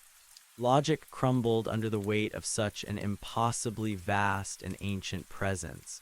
I was a single, insignificant human caught between two entities that defied every natural law. The silent one, a void of coherent form, stood before me, its stillness profound, its unspoken questions echoing in the cavern of my terror-stricken mind. And behind it, the sleeper, a titanic horror of chitin and slime, now fully revealing itself. It was colossal, far larger than anything I could have imagined even from its sounds. Its carapace was not smooth, but a mosaic of interlocking, glistening plates, segmented and ridged, each the size of a small car. The viscous substance coating it caught the eerie green light from the walls, shimmering with unnatural iridescence. Multiple limbs, thick and jointed like those of a monstrous arthropod, slowly unfolded from its underside, anchoring it to the edges of the abyss, lifting its immense weight onto the platform. These limbs ended in broad, blunt pads, not claws, which pressed against the polished stone with soft, suctioning sounds, leaving faint, glistening trails. The clicking and chirping from the sleeper grew in complexity, now interwoven with a low, guttural rumble that seemed to be its equivalent of a breath. The air grew heavy, not just with the metallic ozone and sickly sweet decay, but with an immense pressure, as if the very atmosphere of the chamber was being displaced by the creature's sheer mass. My ears popped, my head swam, and a wave of nausea washed over me. The silent one remained motionless, its raised arm, if it could be called an arm, now pointed towards the emerging sleeper. The unspoken question, "What is your purpose?" still hammered in my skull, but now it was joined by a terrifying new thought, an impression emanating from both entities, cold and vast. "You are the one who woke us." A chilling realization froze me to my core. My desperate search for a lost civilization, my accidental stumble into the canyon, the whisper I had heard, my return, it wasn't just an intrusion. It was a catalyst. I hadn't just found them, I had activated them. The great changes the friar mentioned, the hum that preceded them, I had been the unwitting trigger. The sleeper, now fully out of the abyss, was a horrifying spectacle. It stood on 8 thick, multi-jointed legs, its body roughly hemispherical, probably 50 feet in diameter, easily filling the vast circular opening it had emerged from. Its back was a mountain of obsidian-like chitin, pocked with smaller, duller yellow eye-like organs that seemed to track the green light on the walls, independent of the two colossal primary eyes fixed on me. From fissures in its carapace, fine tendrils like wisps of smoky blackness unfurled and retracted, sensing the air, the vibrations.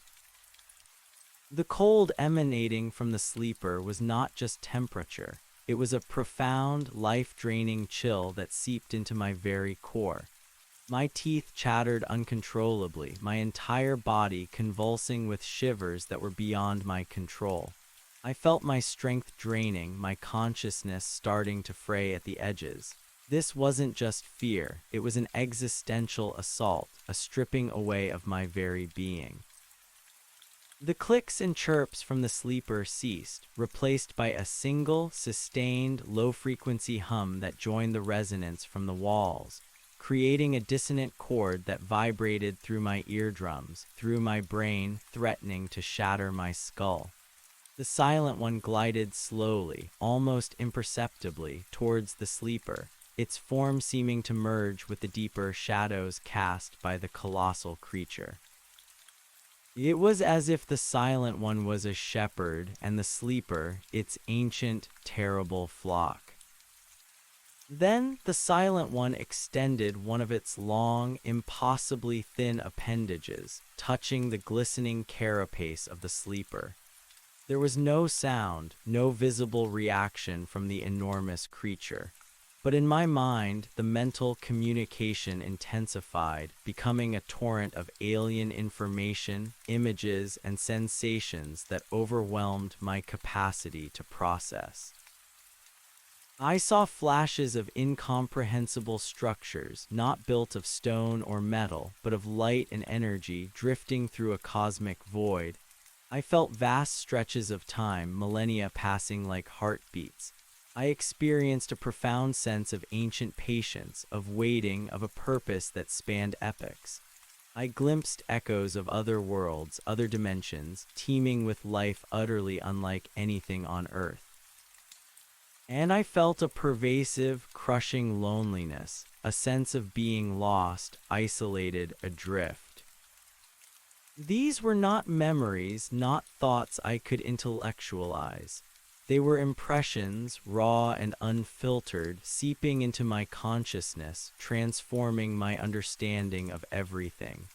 It was as if a piece of their vast, ancient history was being downloaded directly into my mind, bypassing my rational faculties, assaulting my very soul. The sleeper's immense yellow eyes, which had been fixed on me, now slowly rotated, focusing on the silent one, or perhaps focusing on the point where the silent one's appendage touched its carapace. The combined hum from the walls and the sleeper intensified, reaching an unbearable pitch. My vision swam, lights danced at the periphery, and my legs finally gave out. I collapsed onto the cold, polished stone, gasping for air that felt thin and acrid. I lay there, utterly helpless, my face pressed against the smooth rock, feeling the vibrations of the hum reverberate through the very ground. The mental assault continued, a terrifying kaleidoscope of alien concepts and emotions. I heard echoes of my own name, Alex, but twisted, distorted, devoid of human meaning, just a sound among a symphony of cosmic echoes.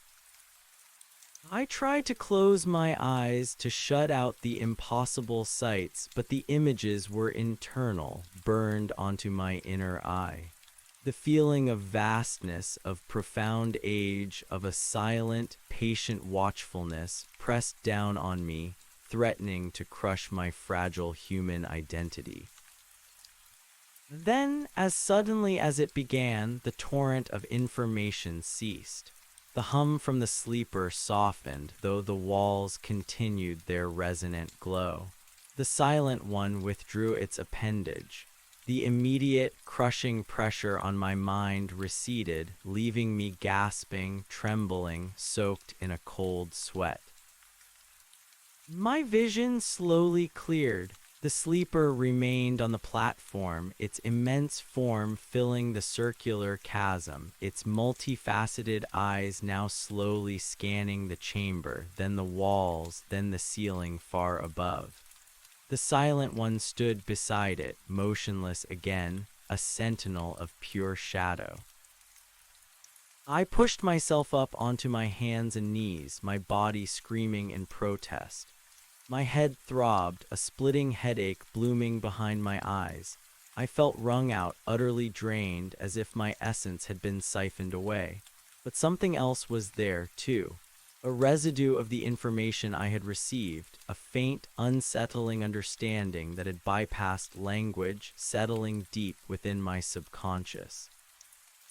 They were not malevolent, not in a human sense. They were ancient. Caretakers, perhaps, of what I couldn't grasp. Their purpose was cosmic, vast, tied to cycles of awakening and slumber that spanned epochs. And I, Alex, had been the one to disturb their latest slumber. The sleeper began to move again, a slow, ponderous rotation on the platform, its massive body turning to face the opposite wall of the chamber. Its 8 legs shifted with unnerving grace for such a colossal creature, the blunt pads suctioning and releasing with soft, wet sounds. The air around it rippled, distorted by its immense, unseen energy field. As it turned, more of its body was revealed. Along its underside, not just legs, but rows of smaller, retracting appendages, each ending in delicate, multi-jointed manipulators like hundreds of tiny mechanical hands. These were not for locomotion, but for something else. They twitched and flexed, exploring the empty air. The green light from the walls intensified its pulsing, mirroring the slow, deliberate movements of the sleeper. The hum also began to fluctuate, rising and falling in tempo, a rhythmic resonance that seemed to guide the creature. It was as if the canyon itself, or whatever power animated its walls, was communicating with the sleeper, directing its ancient dance. My mind, though still reeling, struggled to interpret this new information. They weren't just here, they were active, and their activity seemed to be intrinsically linked to the canyon's structure. The sleeper reached the far wall, its colossal form dwarfing the carved steps that led deeper into the canyon. The geometric patterns on the wall closest to it glowed with a brighter, almost blinding intensity, the green light now tinged with a faint, ephemeral blue. Then the unimaginable happened. The colossal creature extended its smaller, delicate manipulators towards the glowing wall. Not violently, not with force, but with an incredible, precise subtlety. The hundreds of tiny appendages spread across the patterned surface, seeming to interface with the glowing lines. The patterns on the wall flared, then began to shift. Not just the light, but the very rock itself. The carved lines pulsed, deepened, then seemed to melt and reform, moving like liquid glass under the touch of the sleeper's manipulators. It wasn't carving, it was sculpting the stone with pure energy, reshaping the ancient chamber with an unimaginable technology. A low, guttural murmur emanated from the sleeper, a sound that resonated with profound concentration. The silent one, still at its side, observed the process, its stillness unwavering. I watched, mesmerized, as the wall transformed. New patterns emerged, intricate and geometric, glowing with an even more intense, multifaceted light. They weren't just decorative, they were structural, functional. As the patterns shifted, I felt a subtle change in the air pressure, a faint, almost imperceptible tremor that ran through the entire chamber, not just from the hum. The very fabric of the space was being altered. It was a form of communication, a form of creation, utterly alien. They weren't just living in the canyon, they were part of the canyon, and the canyon was part of them. The patterns were not just carvings, they were conduits, circuits, a vast, living machine that spanned the entire structure. My initial terror had not entirely faded, but it was now overlaid with a profound, almost desperate curiosity. I had stumbled into something far greater than I could have imagined. This wasn't just a lost civilization. It was an active, ancient entity, slowly waking and reshaping its environment for a purpose I couldn't yet grasp. My rifle, lying forgotten on the ground, seemed utterly inconsequential. My satellite phone, my emergency beacon, my very connection to the outside world, all felt meaningless in the face of this. I was witness to something that transcended human understanding, something that was actively changing the very reality around me. As the sleeper continued its work, reshaping the walls with an ethereal glow and profound precision, the hum from the canyon reached a new level of intensity, a harmonic resonance that vibrated through my chest, my bones, my very soul. The air shimmered, and for a fleeting moment, the green light seemed to bleed into the shadows, revealing faint, fleeting outlines of what could only be more silent ones. lurking in the deeper recesses of the chamber, observing, waiting. I realized then that the initial silent one was just a silent one, not the silent one. They were many guardians, sentinels, and I was in their domain. The cold was unbearable, but I no longer shivered. My body seemed to have adapted, or perhaps my fear had burned away the sensation of physical discomfort.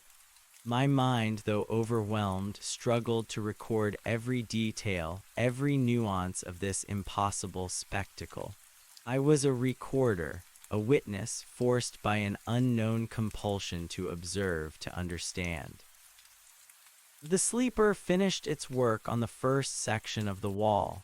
The new patterns pulsed with a steady, rhythmic green-blue light. A faint, low-frequency hum now emanated specifically from those newly formed patterns, joining the overall resonance of the chamber. It was a symphony of alien sound and light, orchestrated by a creature that defied description. Then the sleeper slowly retracted its manipulators. Its colossal body began to turn, its unblinking yellow eyes slowly rotating, sweeping across the chamber, and then, inexorably, settling back on me. The silent one still at its side also turned its profound, formless gaze towards me. The hum from the walls shifted, becoming more focused, more directed. The air around me grew even colder, denser. The mental questions returned, stronger, clearer than before. You returned. You woke us. What is your purpose? But now the question was followed by an impression, a directive, cold and vast. You will observe. You will understand. You will prepare. Prepare for what? The thought screamed in my mind, but I couldn't articulate it. My throat was dry, constricted. I was a puppet, my strings pulled by ancient, incomprehensible forces. The sleeper, its work on the wall apparently complete, began to shift its immense weight slowly, deliberately towards the next section of the chamber, where other carved walls rose into the darkness. It was going to continue its work, reshaping the entire complex. And I was to remain, to observe, to understand. My role had been defined. I was not to leave, not yet. The very thought sent a fresh wave of panic through me, but it was quickly overshadowed by the profound, alien presence that filled the chamber. Escape was no longer an option. I was caught, not in a trap of bars and chains, but in a cosmic web woven by beings beyond human comprehension. I knew with a horrifying certainty that my life as Alex, the wilderness guide, was over. I was something else now. A prisoner, a witness, a student of the impossible. My future was bound to this canyon, to these entities, to their awakening and their purpose. My eyes scanned the chamber, seeking some escape, some logical way out. But there was none. The abyss behind me, the silent one before me, and the massive sleeper now beginning to reshape another section of the wall. The glowing patterns, the resonant hum, the biting cold, this was my new reality. I had to adapt, I had to survive, not to escape, but to fulfill this terrifying, imposed purpose. To observe, to understand, to prepare. Whatever prepare meant, it filled me with a deeper dread than even the thought of death. I slowly, cautiously reached for my rifle, which lay a few feet away. My trembling fingers closed around the cold metal. It was a futile gesture, I knew, but a small comfort, a tangible link to the world I had lost. The sleeper, as if sensing my movement, paused its work, its enormous yellow eyes rotating slowly back towards me. The silent one shifted imperceptibly, its formless gaze intensifying. A new mental impression, a warning, cold and sharp, echoed in my skull. Resistance is inefficient. I froze, my hands still on the rifle. They were aware of my thoughts, my intentions. They were communicating with me, guiding me in a way that defied all understanding. I slowly released the rifle, letting it clatter gently to the stone. It was a surrender, an acknowledgement of their absolute power. My only weapons now were my mind and my capacity to observe. The sleeper resumed its work on the wall, the glowing patterns shifting and reforming under the touch of its manipulators. The hum from the canyon swelled, a constant, pervasive force. I pushed myself into a sitting position, leaning against a cool, smooth section of the carved wall. My emergency flashlight, still clutched in my other hand, seemed pathetically dim against the unearthly green glow. I flicked it off, its beam redundant.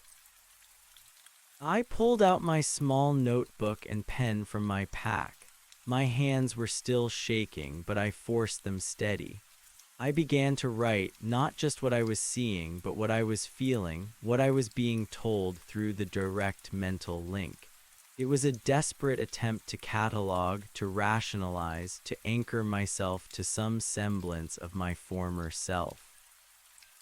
My first entry, scrawled almost illegibly in the dim, green light, simply read, Part 2 of the Awakening. I am trapped, not physically, but by purpose. They are reshaping.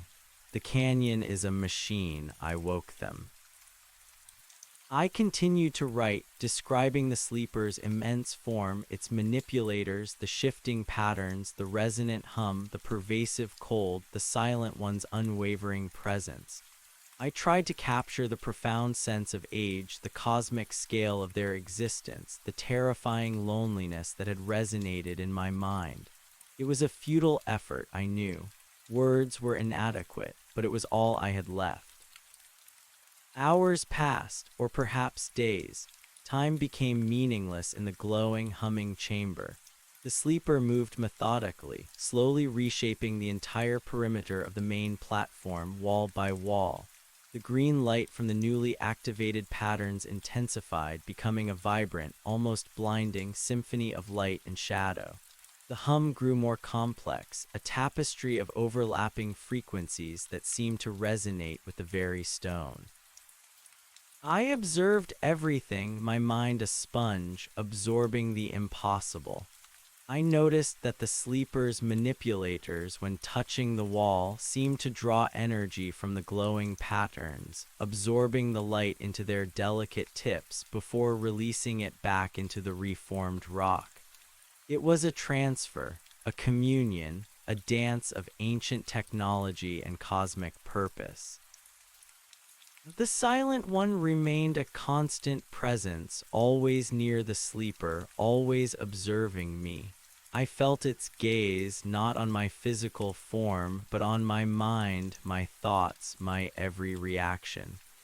It was studying me, assessing me as if I were a specimen under a microscope. During one of the sleeper's pauses, when its yellow eyes briefly turned back to me, another surge of mental impression washed over me. Not a specific command, but a vision. A fleeting glimpse of a distant star field, then a rapid descent through atmospheric layers. An image of this very canyon, but seen from above, bathed in a brilliant, fiery light, not the mundane sun. And then an image of humanity. Tiny, fragile, oblivious figures moving about their lives. The impression was one of opportunity, or perhaps of a coming change. My breath hitched, my heart hammered. Was this a prophecy, a warning, a glimpse into their ultimate purpose? The vision receded, leaving me shaken, gasping for air. The sleeper resumed its work, oblivious to my internal turmoil.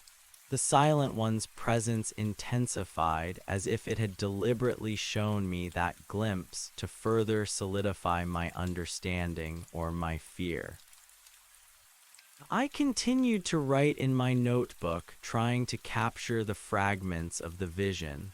The star field, the descent, the fiery light, the fragile humanity. It all pointed to something immense, something world-altering. As the sleeper completed its work on the main platform, the entire chamber glowed with an intensified, pulsing green light. The hum was now a profound, continuous resonance that seemed to envelop everything, a living soundscape that had become my new normal. The cold, though still present, felt less alien, more an integral part of this new, vibrant, terrifying environment. The sleeper, its work apparently finished for now, slowly retracted its manipulators, its immense body shifting, turning its multifaceted gaze once more towards the abyss. Its 8 powerful legs lifted, and with slow, deliberate movements, it began to descend back into the darkness from which it had emerged. The immense chitinous body, slick with viscous fluid, slowly folded back into the circular maw, its yellow eyes the last to disappear, fixed on me until the very end. The clicks and chirps returned, softer now, fading as the sleeper retreated into the profound depths. The metallic ozone and sickly sweet scent began to dissipate, replaced by the pervasive, vibrating hum and the intense green light. The Silent One remained on the platform, motionless, its form coalescing slightly, its immense height almost touching the low ceiling. It continued to watch me, its formless gaze heavy with unspoken meaning. The hum from the walls gradually softened, becoming a steady, resonant thrum, the green light dimming slightly, though never fully extinguishing. The biting cold also eased, returning to the profound chill I had first felt upon entering the lower chamber. I was alone again, or at least the immense, terrifying sleeper was gone. But the Silent One remained, its presence as watchful and profound as ever. The mental communication, though no longer a torrent, was still present. A soft, constant pressure in my mind, a subtle observation. It was a permanent link, I realized, a connection that had been forged in the moment of the sleeper's awakening. I knew with chilling certainty that this wasn't the end, it was merely a pause. The sleeper would return, its work was not finished, and my role as observer, as the one who would understand and prepare, had only just begun. I looked down at my notebook, my scrawled entries a desperate attempt to capture the impossible. My hands, no longer trembling, felt heavy, cold. My body was exhausted, but my mind was hyper-alert, irrevocably altered. The Silent One, as if confirming my thoughts, began to glide slowly towards the abyss. Not into it, but around its perimeter, its shadowy form merging with the deeper gloom, becoming less defined, more ephemeral. It was retreating into the shadows, but not leaving. It was merely resuming its vigil. I watched it go, a profound sense of isolation washing over me. I was alone in this ancient, glowing chamber, a prisoner of circumstance, an unwilling witness to an alien awakening. My guide's pack, with its gear for human survival, felt inadequate, ridiculous. I was beyond survival now. I was in a different game. I looked at the newly reshaped walls, the intricate, glowing patterns pulsing with their steady, rhythmic light. The hum resonated through the stone, through the air, through me. It was a living place, a vast, complex organism, awakened and now actively changing. I knew I couldn't stay on the main platform. It was too exposed, too close to the abyss. I needed to find a more discreet observation point higher up where I could still witness the sleeper's return and its ongoing work, but with some measure of perceived safety. My mind, despite the trauma, began to engage in its familiar problem-solving mode. My training, my innate drive for survival, reasserted itself, albeit in this profoundly alien context. I needed to establish a long-term base within the canyon. I needed to conserve my resources, plan for extended stay. My water filters, my ration packs, my medical supplies, they were now my lifeline in this impossible new world. I retrieved my discarded rifle, slinging it over my shoulder. It was a symbolic gesture more than a practical one. I was not abandoning my humanity, not entirely, but I was embracing a new, terrifying reality. I climbed the steps towards the next level, my boots making soft scuffs on the polished stone, the sound shockingly loud in the profound hum and silence. I didn't look back at the abyss, at the place where the sleeper now slumbered again. I focused on the climb, on the need to secure myself, to prepare for whatever came next. As I ascended, the green light followed me, illuminating the ancient carvings, reminding me of the constant, pervasive presence of the Silent Ones. The hum became slightly less intense, but never faded, a deep, resonating pulse that now seemed to be permanently etched into my very being. I found a small, recessed ledge on the next platform, partially obscured by an overhang. It offered a degree of concealment, a temporary refuge. I would make it my base. From here, I could observe the main platform, the abyss, and the reshaped walls below. I dropped my pack, my body aching with exhaustion. I pulled out my satellite phone. My thumb hovered over the power button. No, not yet. I couldn't call for help. There was no help for this, and more importantly, I couldn't risk revealing this place. Not until I understood, not until I knew what prepare truly meant. I took out my notebook again, flipping to a fresh page. My hands were steady now. The fear was still there, but it was a cold, constant companion, no longer paralyzing. It was a motivator. My new entry read, Day 1, Re-entry. The sleeper has emerged, reshaped the chamber, and returned to slumber.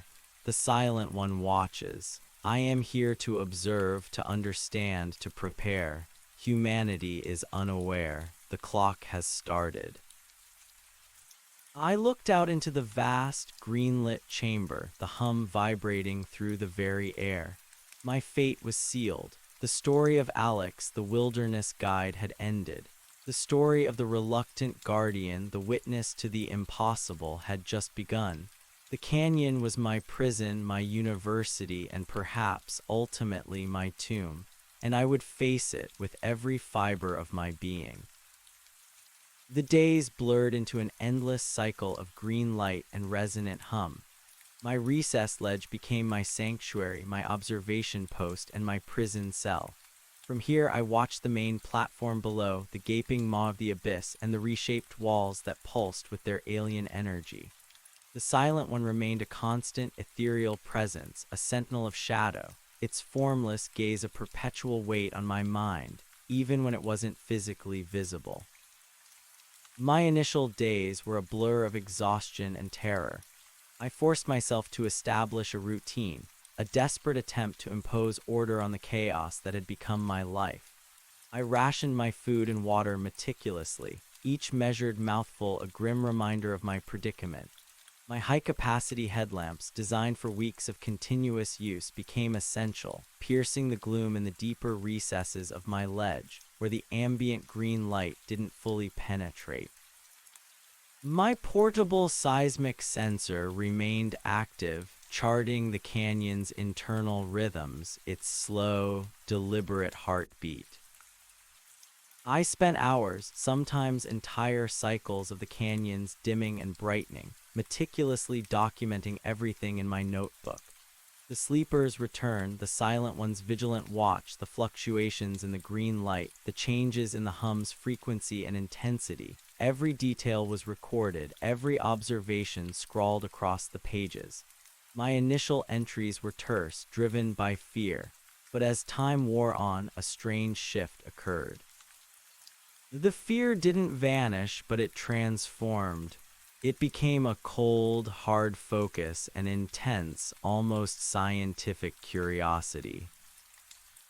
The mental communication continued, a subtle, constant pressure in my mind. It was rarely direct speech, more often impressions, subtle nudges, or flashes of alien understanding. Sometimes it was just a sense of profound, ancient observation, a feeling of being studied, analyzed. Other times it was a subtle confirmation when my deductions aligned with some hidden truth, a fleeting sense of correct. It was an education, forced and overwhelming, delivered by entities beyond my comprehension. I learned to interpret the changes in the green light. When it pulsed with a faint blue tinge, it indicated the sleeper was preparing to emerge.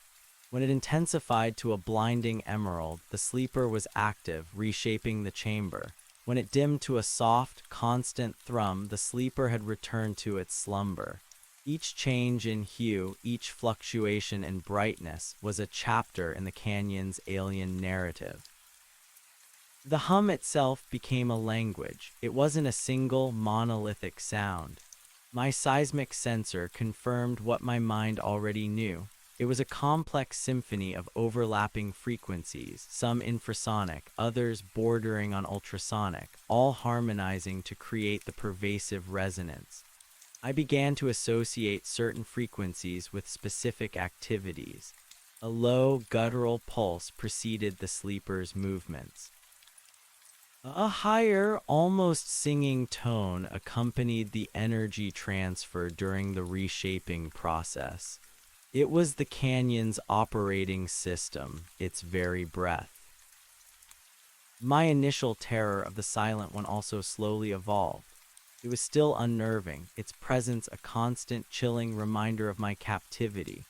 But I began to see it less as a direct threat and more as an extension of the canyon itself, a guardian, a facilitator. It was the bridge between my human understanding and the sleeper's ancient, incomprehensible purpose. Its gaze was not malicious, but endlessly patient, endlessly watchful, filled with an age that dwarfed human history.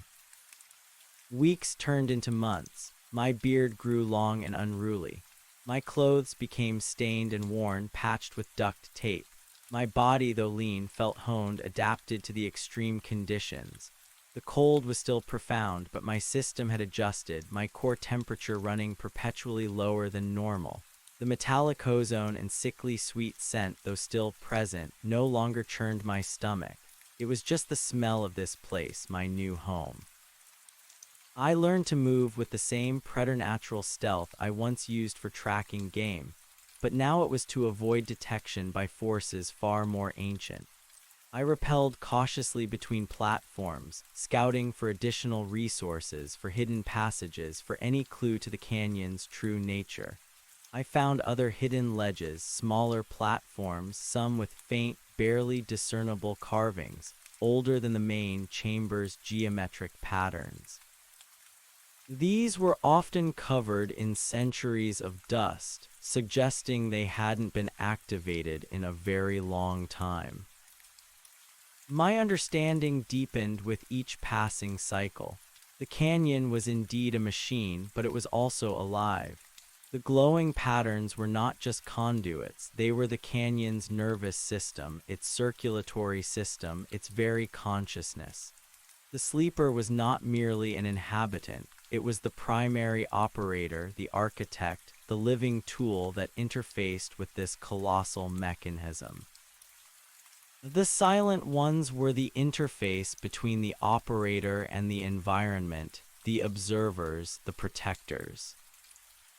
My previous vision of the distant star field, the fiery descent, the fragile humanity, replayed in my mind constantly. Opportunity, coming change. The phrase echoed with chilling clarity. What was the opportunity? What was the change? And why did they show it to me?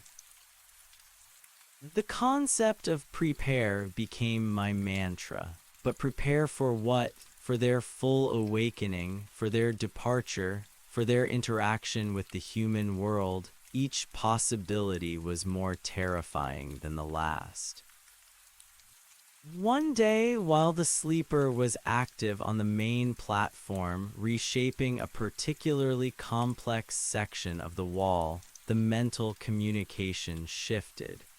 It became clearer, more direct, a cascade of images and impressions far more coherent than before. I saw the canyon, but not as it was now. I saw it teeming with life, not organic life, but creatures of light and shadow, silent ones, moving with purpose, tending to other, smaller sleepers. The canyon was a nursery, a vast biological and technological engine, not for creation in the human sense, but for transition. The images accelerated. I saw this canyon millennia ago receiving something. Not a ship, not an object, but a torrent of energy, a cascade of information, a seed of something vast and ancient, arriving from the stars. It was a dying civilization, fleeing some cosmic cataclysm, not physically, but as pure consciousness, as informational patterns seeking refuge. This canyon, I realized with a profound chill, was a sanctuary, a cosmic lifeboat. The sleepers were not just creatures, they were the containers, the vessels for these ancient consciousnesses. They were in stasis, their physical forms slowly being prepared, adapted, regenerated by the canyon machine for a new reality, a new awakening. And the silent ones were the caretakers, the sentinels, guiding this long, deliberate transition. The reshaping of the walls, the hum, the light, it wasn't just physical alteration. It was the canyon's way of terraforming, of adapting itself and the sleeper within it to the specific requirements of the arriving consciousnesses. It was a slow, biotechnological rebirth on an unimaginable scale. The revelation hit me with the force of a physical blow. My breath hitched and I nearly dropped my notebook. This wasn't just a place of horror, it was a place of profound, alien hope. A desperate measure by a dying species taking refuge in a dormant state, awaiting rebirth. But why here, why Earth, and why was I, a simple wilderness guide, privy to this? The mental link provided an answer, cold and clear. This world provides the conditions optimal, and you the first to listen. The first to listen, the first to stumble, not just physically, but mentally. The one whose consciousness resonated, however faintly, with their ancient call. My presence hadn't just woken them, it had, in some unknowable way, validated the process. The sleeper completed its work on the wall below, the patterns pulsing with a new, vibrant blue-green light. It slowly retracted its manipulators, its enormous yellow eyes sweeping the chamber, then fixing on me. The silent one, observing from its usual post, seemed to sharpen at the edges, its shadowy form condensing. Then from the sleeper, a new surge of mental information, more urgent, more specific than before. The awakening nears completion. The vessel's ready. The transition will begin. The transition, my mind flashed back to the vision, the fiery light, the descent. Not a ship, but perhaps the consciousness itself, preparing to fully manifest, to merge with the physical form of the sleeper. And then the word again, vibrating in my mind, now tinged with a subtle alien urgency: prepare. But this time it was followed by a more direct internal instruction: the others must be guided, not harmed, not interfered with, guided. The others, humanity, they knew about humanity. They had been observing, and they wanted me to guide them. To what? To accept this alien rebirth, to facilitate their emergence. The weight of this new understanding was crushing. I wasn't just an observer, I was to be an intermediary. An ambassador to a species that was literally emerging from the core of the earth, a species that had taken refuge within the very bedrock of our world. The sleeper began its slow, ponderous descent back into the abyss.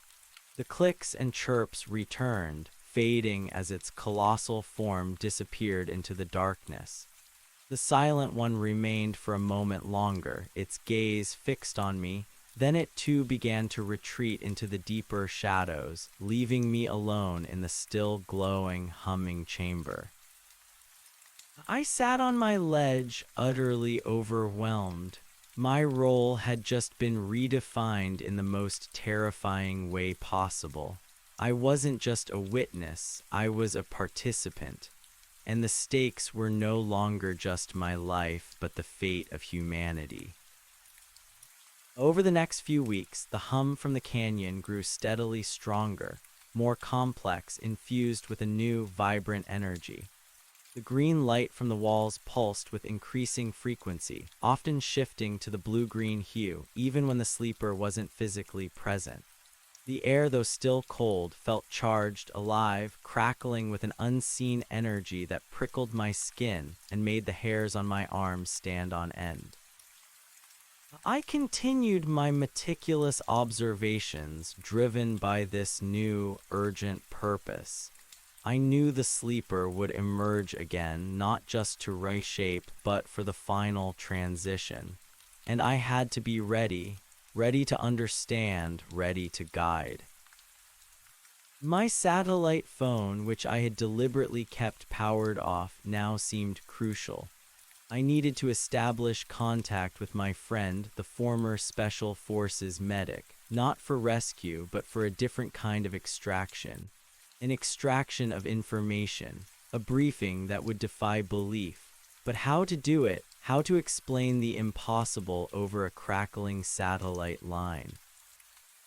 The thought of revealing this to anyone, especially the military or scientific community, filled me with dread.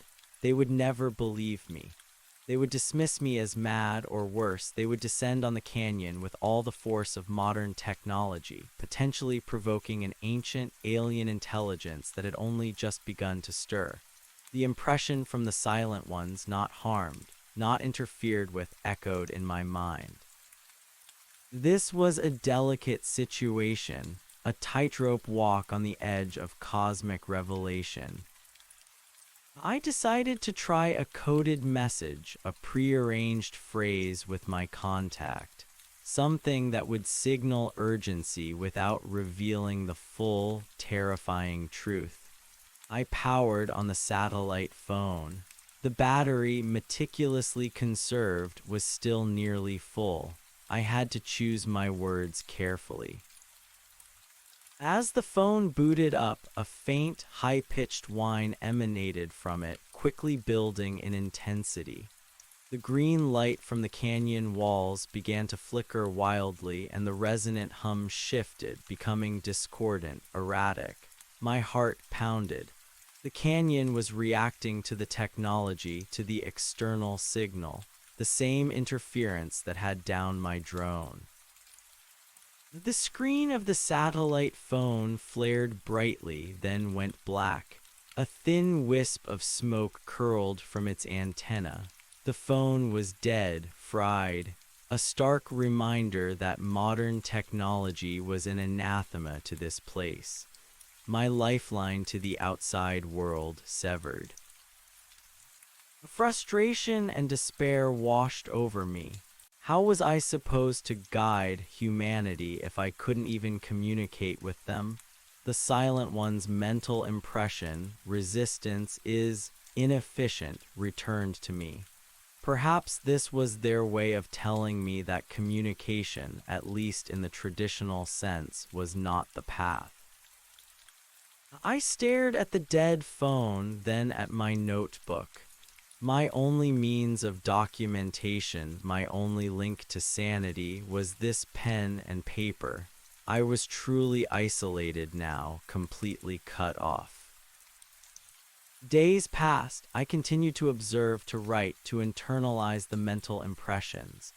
The sleeper emerged more frequently now, not just to reshape, but to simply be on the platform, its immense form pulsating with the ambient energy, its yellow eyes slowly sweeping the chamber.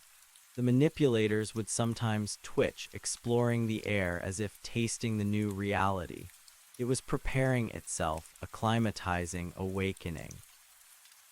The Silent Ones, too, became more active. I would see multiple shadowy forms now, not just one, gliding through the deeper recesses of the chamber, observing the sleeper, observing me. They were a silent council, orchestrating this grand transition. One day, as the green light reached a particularly intense, almost blinding crescendo, and the hum vibrated with a startling complexity, a new mental impression surged into my mind. Not a vision, but a profound understanding, a realization forced upon me. The vessel requires a guide, not for its journey, but for its awakening into this world, to understand, to integrate. The sleeper, I understood with chilling clarity, would need an interface, an interpreter, someone to bridge the gap between its ancient, alien consciousness and the nascent reality of Earth, and that someone was me. I, Alex, the human wilderness guide, was to be the first point of contact, the one to welcome a consciousness born of star stuff into a new, chitinous form, into a new world. The full weight of prepare finally dawned on me. It wasn't just about observation, it was about adaptation, about becoming an integral part of their process. My purpose was no longer just to understand, it was to serve. The thought was terrifying, yet strangely, it brought a grim clarity. My life, my identity, my very future was now completely subsumed by this alien agenda. There was no escape, no resistance, only acceptance. I began to explore the canyon with a renewed sense of urgency. Not just for observation, but for survival, for long-term habitation. I needed to find a more permanent base, a place with a stable water source, a place where I could store my dwindling supplies more securely, a place where I could prepare for this unimaginable role. I rappelled deeper than I had ever dared before, following faint, almost imperceptible shifts in the rock patterns, guided by intuition and the subtle mental nudges from the Silent Ones. The hum grew deeper, the green light more pervasive, reaching into chasms I previously thought utterly dark.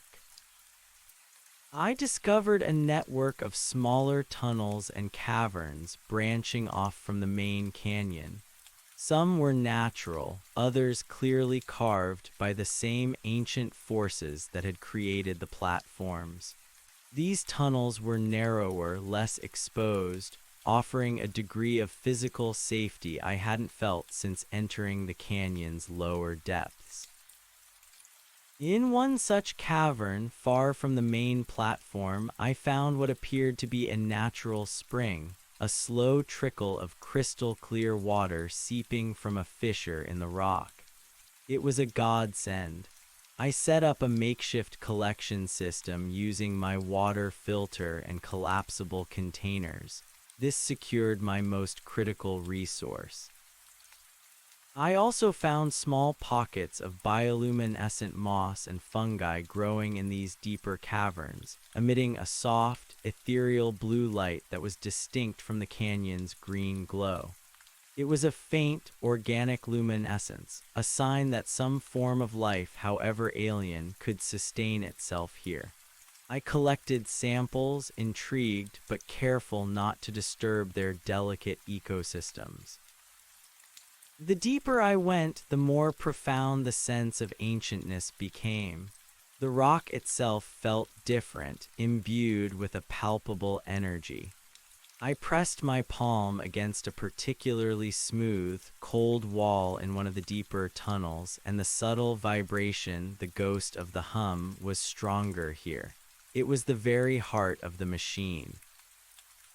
One night, as the canyon's light dimmed to its lowest thrum, I discovered a small, hidden chamber tucked away behind a cascading natural rockfall. It was completely dark, untouched by the green glow, a sanctuary of pure blackness. Here the hum was muted, almost a whisper, and the cold was less biting, merely a profound coolness. This was it, my long-term base. It was small, no more than 12 feet across, with a low ceiling, but it was defensible, hidden, and for the first time in months I felt a flicker of something akin to peace. I hauled my remaining gear into the chamber, setting up my sleeping bag, my meticulously organized rations, my small first aid kit. I spent the next several days fortifying my new base, carefully clearing the entrance, disguising it with loose rock and debris. I used my high-intensity headlamp to illuminate the chamber, reminding myself of the outside world, of a sun that shone without a green filter. During this time, the mental impressions from the silent ones were less frequent, as if they were allowing me this period of respite, of preparation. But their presence was still there, a soft, constant pressure in the back of my mind.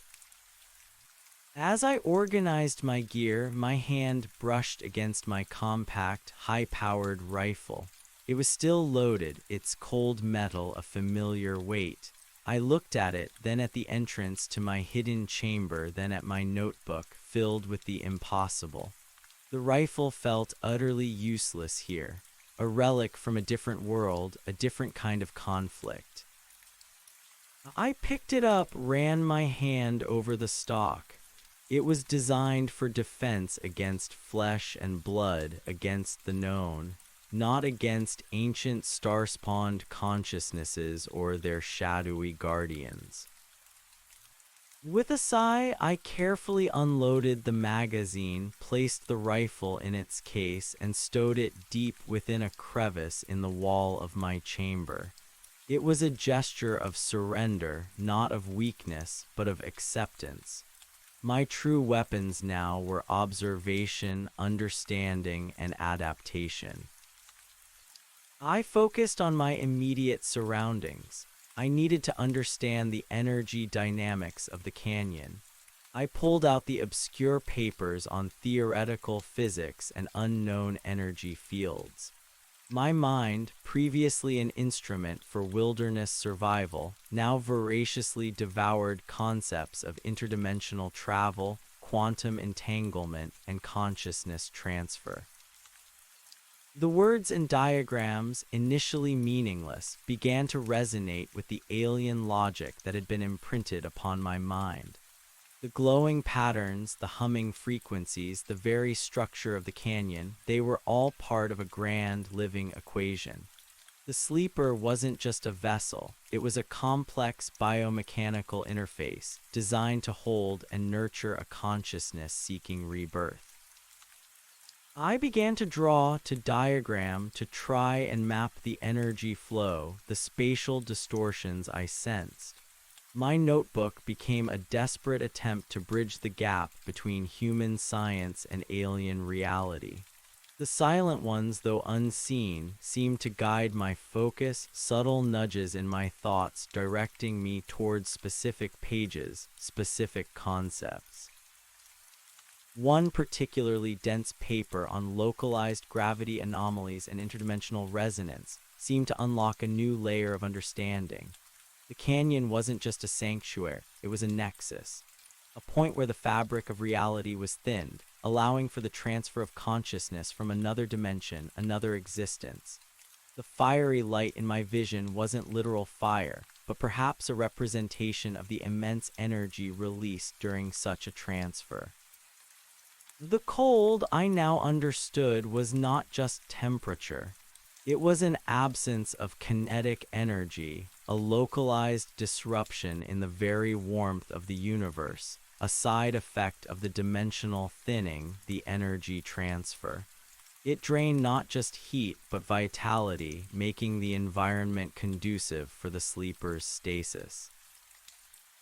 My mind raced, connecting the dots, synthesizing the incomprehensible. They weren't just fleeing a dying world, they were navigating a cosmic transition, using this canyon as their anchor point in a new reality. My days were spent observing the main chamber from my hidden vantage point, my nights poring over my notes, sketching diagrams, grappling with the profound implications of my discoveries. I felt like a solitary scholar deciphering an ancient cosmic text with the fate of two species hanging in the balance. The sleeper continued its periodic emergences, its movements becoming more fluid, less ponderous. It would spend longer periods on the main platform, its manipulators twitching, its yellow eyes scanning the chamber as if taking in its new environment. Sometimes it would remain motionless for hours, a vast, chitinous mountain, its hum a soft, resonant thrum. The silent ones, too, were more frequently visible, gliding through the chamber, their shadowy forms occasionally coalescing, revealing their impossible height and slender appendages. They were still observing me, their mental presence a constant, but now it was tinged with something new, a sense of growing anticipation. The hum from the canyon reached an almost constant, pervasive crescendo, a living, breathing symphony of ancient technology. The green light from the walls intensified, becoming a pulsating tapestry of vibrant emerald and deep azure, constantly shifting, flowing like liquid energy. The biting cold, too, returned with a vengeance, seeping into my hidden chamber despite its relative isolation. The final transition, I knew, was imminent. One morning, the hum from the canyon swelled to an unbearable pitch, a resonant frequency that vibrated through my bones, shaking my entire body. The green light flared, blindingly bright, casting stark, shifting shadows throughout the entire lower canyon. I could feel the very bedrock beneath me trembling. I scrambled from my hidden chamber, my heart pounding, adrenaline coursing through my veins. This was it, the moment of culmination. I made my way back to my observation ledge overlooking the main platform, moving as stealthily as possible, my senses hyper-alert. The air was thick with the metallic ozone and sickly sweet scent, now overwhelmingly powerful. The sight that greeted me stole my breath. The entire main platform was bathed in a blinding emerald light, pulsing with an almost painful intensity. And there, at the center, fully emerged from the abyss, was the sleeper. But it was different. Its chitinous carapace, previously dull obsidian, now gleamed with a vibrant, iridescent blue-green, reflecting the intense light from the walls. The viscous substance that coated it shimmered and evaporated, revealing intricate, geometric patterns etched onto its surface, patterns that mirrored those on the canyon walls, pulsing with their own internal light. Its 8 legs were fully extended, anchoring it firmly to the platform, and its smaller manipulators, hundreds of them, were delicately unfurled, reaching towards the glowing walls, absorbing and re-emitting light. Its 2 colossal yellow eyes, no longer just unblinking, were now radiating their own faint internal light, shifting between shades of amber and gold. And from these eyes, from the entire form of the sleeper, emanated a profound alien energy, a sense of immense, awakening consciousness. Around the sleeper, in a silent, watchful circle, stood at least a dozen silent ones. Their shadowy forms were more defined now, less ephemeral, their height seeming to stretch even further into the gloom. They were not just observing, they were focusing, directing the energy, channeling the power of the canyon into the sleeper. The hum intensified, reaching a terrifying, harmonious crescendo that vibrated through every cell of my body, threatening to tear me apart. My vision swam, and I felt a profound sense of disorientation, as if the very fabric of space and time was warping around me. Then, from the sleeper, an even more powerful surge of mental impression, a cascade of pure, unadulterated consciousness. It was the fiery light from my vision now manifesting directly in my mind, not words, but pure thought, emotion, and information, overwhelming and sublime. I saw the cataclysm that had driven them from their home, a cosmic event that had torn apart their star system.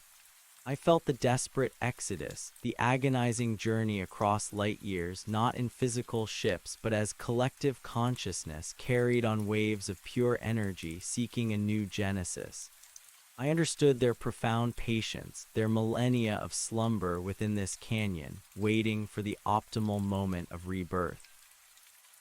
And then a direct, clear thought piercing through the overwhelming flood of information, emanating from the sleeper, amplified by the silent ones, filling my entire being.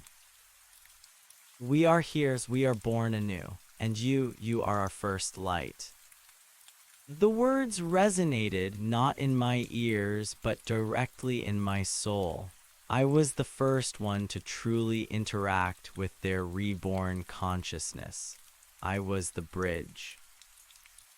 The sleeper then extended one of its largest manipulators, not towards the wall, but slowly, deliberately, towards my observation ledge. It wasn't menacing, but an invitation, a request. The silent ones shifted slightly, opening a path for me. Their mental impression was clear. Approach, the time is now. My heart hammered, but it was no longer solely fear. It was awe, a profound sense of destiny. I was being called. I slowly, cautiously stood up from my ledge. My legs felt heavy, but my mind was clear, focused. This was what prepare had been leading to. I began to descend the steps towards the main platform, towards the blinding emerald light, towards the immense, pulsating sleeper, towards my destiny. Each step was a commitment, a surrender to the inevitable. The hum vibrated through me, guiding my way. The silent ones watched, their forms still, their gaze unwavering. As I reached the main platform, the cold intensified to an unimaginable degree, yet I felt no shivers.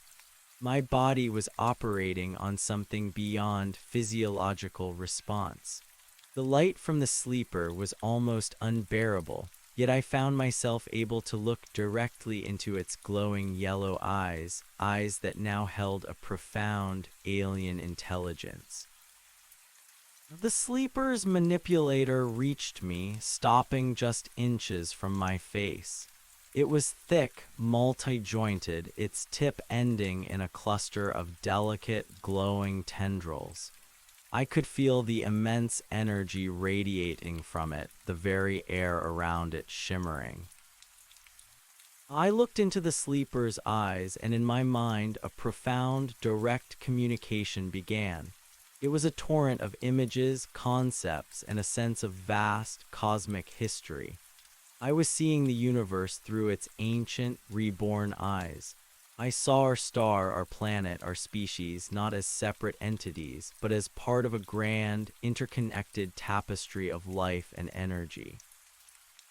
Then a single crystal-clear impression, a command, but not one of dominance, but of shared purpose. You will speak for us. You will prepare your kind for the coming integration. Integrations, the word echoed in my mind, not invasion, not conquest, but integration, emerging, a new chapter for humanity, for this planet, interwoven with an ancient, reborn consciousness.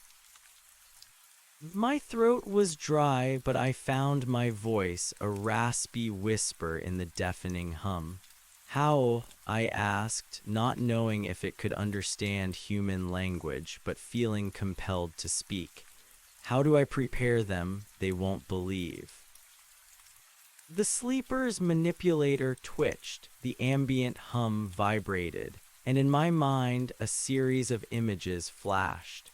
Images of growing energy signatures around the canyon, detectable anomalies, subtle shifts in global climate patterns, strange phenomena in the sky. Signs. They would provide signs, undeniable evidence. And then an image of a device. A small, intricate object humming with internal energy, its surface covered in the same geometric patterns as the canyon walls. It was a communicator, a translator, a key. The sleeper retracted its manipulator slightly, and from a fissure in its carapace, a small, smooth, oval-shaped object slowly emerged, glowing faintly with its own internal green light. It was the device from the vision. It floated gently towards me, suspended by an unseen force, settling softly into my outstretched hand. It was warm, alive, humming with a gentle, resonant frequency. Its surface was smooth, cool to the touch, and covered in intricate, subtly shifting geometric patterns. Take it, the sleeper communicated, its thought clear and resonant. It is your voice, and ours. The weight of the object in my hand was immense, not in physical mass, but in its profound significance. This was the tool, the means to fulfill my terrifying purpose. The silent ones began to move, their shadowy forms coalescing, shifting, forming a pathway away from the sleeper, towards the exit of the main chamber. The unspoken command was clear. Go, your work begins now.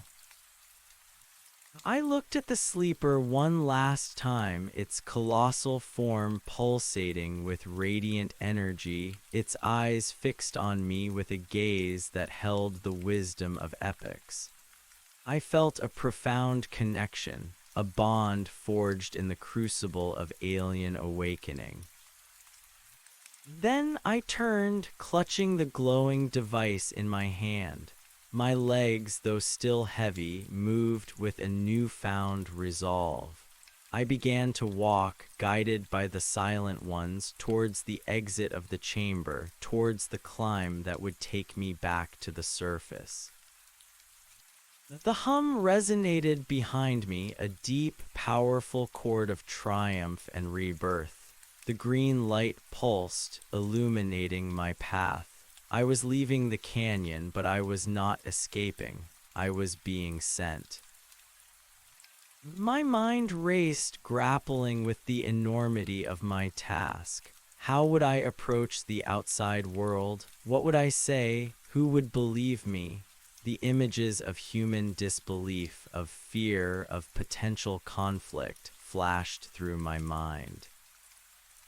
But then I looked at the device in my hand. It pulsed with a steady, reassuring light. It was their promise, their bridge.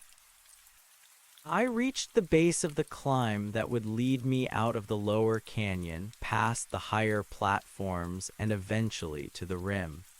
I began to ascend, my boots finding purchase on the familiar, rough-hewn stone. Each handhold was a step closer to the sun, to humanity, to a confrontation that would redefine our place in the universe. The silent ones remained below, watching, their shadowy forms gradually blurring into the deepening gloom of the awakening canyon. Their task was done, for now. Mine had just begun. I was Alex, the wilderness guide who had stumbled upon the impossible. And now I was Alex, the unwilling ambassador, carrying the fate of two species in my hands. The canyon, my prison, had become my school, and now it was sending me home, to prepare, to speak, to integrate. The world outside, blissfully unaware, was about to change forever. The climb out of the lower canyon was a torturous ascent, each step a testament to my altered state. My muscles, honed by weeks of relentless observation and adaptation, moved with an almost automatic precision, finding purchase on the rough-hewn stone. The familiar weight of my pack, with its now precious, dwindling supplies, felt oddly comforting against my back. But it was the device in my hand, glowing with its steady, internal green light, that truly guided me, pulling me upward, back towards a world I was no longer sure I belonged to. As I ascended, the hum from the main chamber below gradually receded, softening to a distant thrum, a ghostly resonance that still vibrated in my bones. The intense emerald and azure light dimmed, giving way to the pervasive, cooler green that had been my constant companion for months. The biting cold also eased, replaced by the profound chill of the mid-canyon levels. My mind, however, was still awash with the sleeper's final communication, the cascading images, the overwhelming understanding. Integration, emerging, a new chapter, and I, Alex, the unwilling ambassador, was to be its herald. The weight of that mandate was heavier than any physical burden. I scaled the familiar platforms, passing the hidden crevices, the ancient carvings, the places where I had set up my temporary camps. Each one was a monument to a past self, a self that had entered this canyon seeking adventure, oblivious to the cosmic destiny awaiting it. That Alex was gone, replaced by someone irrevocably changed, someone burdened with an impossible truth. The ascent was long, arduous. I moved slowly, conserving energy, allowing my body to adjust to the subtle changes in atmospheric pressure, to the gradual return of a less intense cold. My senses, sharpened by the canyon's alien environment, picked up every faint echo, every shift in the air. I kept looking back, half expecting a silent one to appear, a shadowy sentinel to ensure I stayed on course. But they remained below, their silent vigil maintained in the depths. As I neared the upper reaches of the canyon, the green light began to fade, diluted by the encroaching grayness of the surface world. The transition was jarring. The air grew thinner, the cold more ordinary, less profound. I could hear the faint whisper of wind, a sound I hadn't truly registered for what felt like an eternity, and the distant, familiar chirps of desert insects.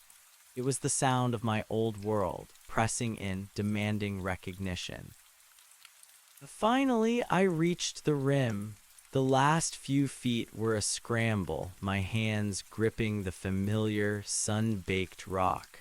I pulled myself over, my body aching, my lungs burning. And then I was out. The sun, it hit me like a physical blow. Not the fiery, symbolic light of the vision, but the mundane, overwhelming glare of a mid-afternoon desert sky. I shielded my eyes with a hand, the light searing after weeks of green gloom. The world stretched before me, vast and silent under an enormous expanse of pale blue, red rock mesas, sparse scrub, and an endless horizon. It was utterly ordinary, utterly human, and utterly alien to me now. I stood there for a long moment, swaying slightly, feeling like an apparition. My clothes were tattered, caked in canyon dust and some unidentifiable residue. My beard was long, matted. My skin was pale, almost translucent. I must have looked like a wild man, a ghost from another time. My rifle, slung across my back, seemed a toy, a meaningless totem. I looked down at the device in my hand. It still pulsed with its gentle green light, a stark contrast to the harsh desert sun, a tangible link to the impossibility I had just left. It felt warm, almost alive in my palm. "It is your voice, and ours," the words echoed. The first challenge was immediate: how to get back. My original approach had been a grueling, multi-day hike. I had a rough idea of the direction of the nearest small town, a speck on the map, hundreds of miles away. No roads, no vehicles, just wilderness. I decided to move at night to avoid the searing sun and potential encounters.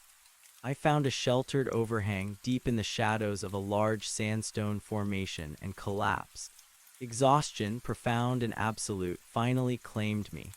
I ate a small portion of my dwindling rations, drank sparingly from my filtered water, and fell into a fitful, dreamless sleep, the green glow of the device pulsing softly beside me, a cosmic nightlight.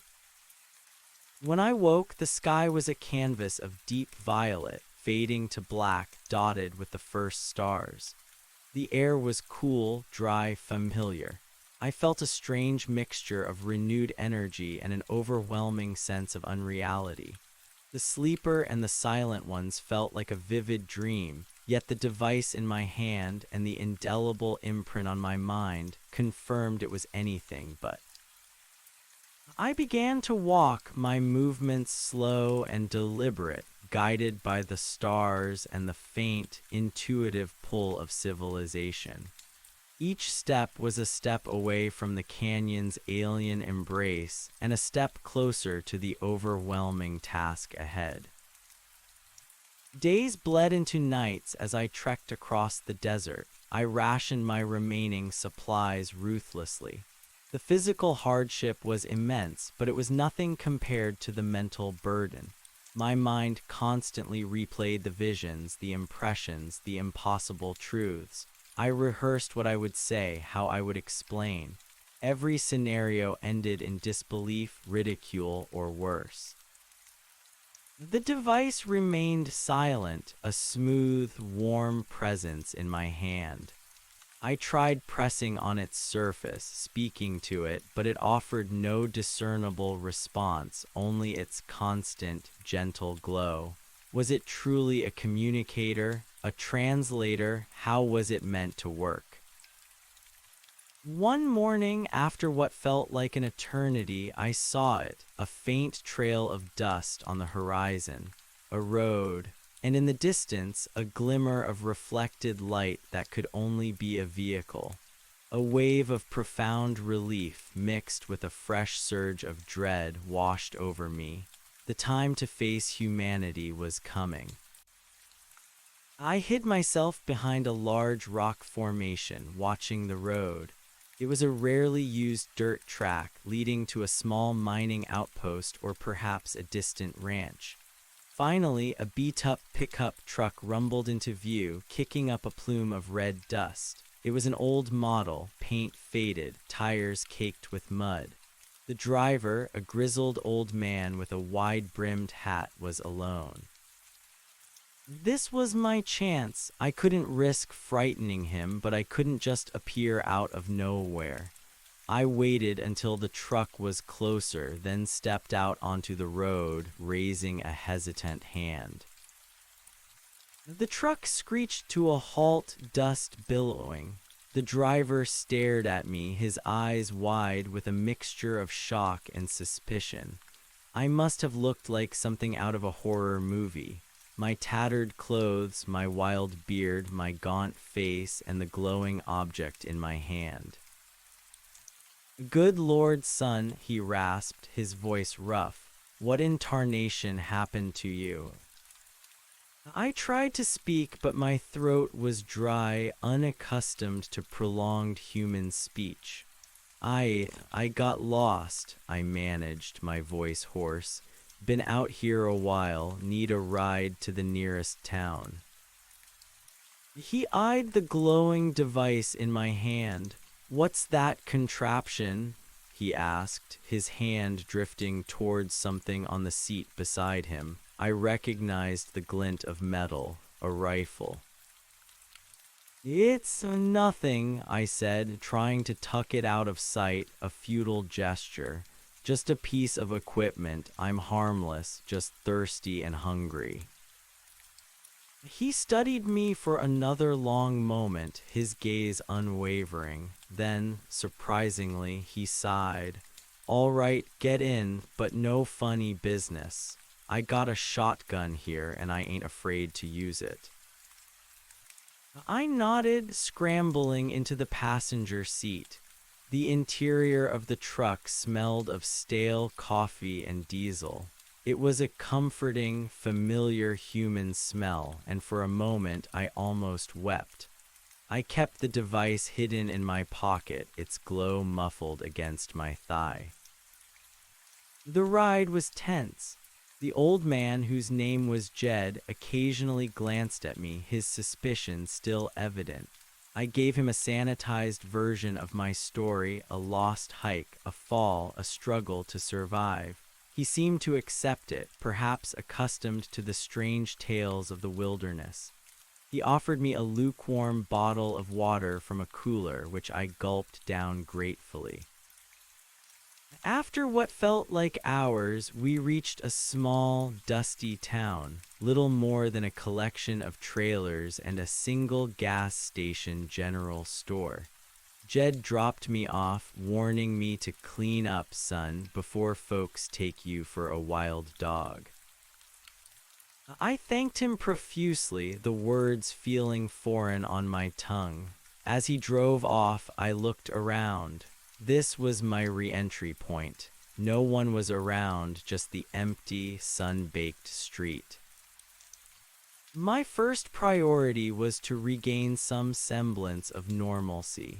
I found a public restroom at the gas station, an ancient, rusting metal building. I stared at my reflection in the cracked mirror. A stranger stared back. My eyes, once bright with the joy of the wild, now held a deep, unsettling knowledge, an ancient weariness. I washed my face, splashed water on my matted hair, and used a small, blunt knife from my pack to trim my beard as best I could. The transformation was superficial, but it helped. I changed into the cleanest, least tattered clothes from my pack, discarding the truly ruined ones. Then I powered on my emergency beacon. It was a long shot, but I needed to establish contact with the outside world, and my satellite phone was gone. The beacon still had power, and its signal was a simple SOS. Hopefully, someone would pick it up. I waited and waited. Hours passed.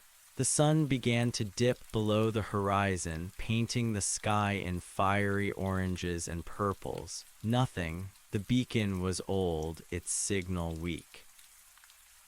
Frustration clawed at me. How was I supposed to prepare humanity if I couldn't even get their attention? Then the device in my pocket began to hum, a gentle vibration that resonated through my entire body. It pulsed brighter, its green light becoming more intense, even through the fabric. I pulled it out. As I held it, a sudden, powerful mental image flashed in my mind. Not a specific message, but a strong impression of proximity. A sense that something was coming, something that would make my story undeniable, the promised signs. And then a new surge of mental energy, this one directed at the device itself. I felt an impulse, a strong urge to speak into it, to communicate. I took a deep breath. "Hello," I whispered, my voice trembling. "Can you hear me? Is this working?"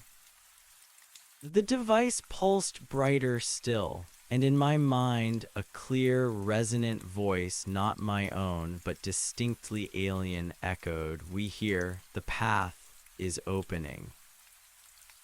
My heart hammered. It was working. It was truly a translator, a communicator, but it was only working now.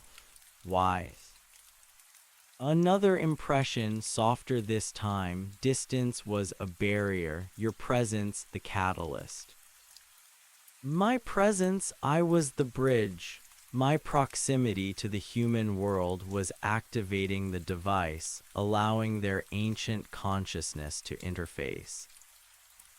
The signs will begin. Soon, be ready. Ready for what? I asked aloud, my voice still a whisper. To speak, to guide, to integrate. The message was firm, unwavering. Suddenly, a distant siren wailed, then another, and another. The sound grew louder, closer. Blue and red lights flashed in the approaching dusk. A small convoy of vehicles, local law enforcement, was heading towards the town. They had picked up my beacon. This was it, the moment of truth.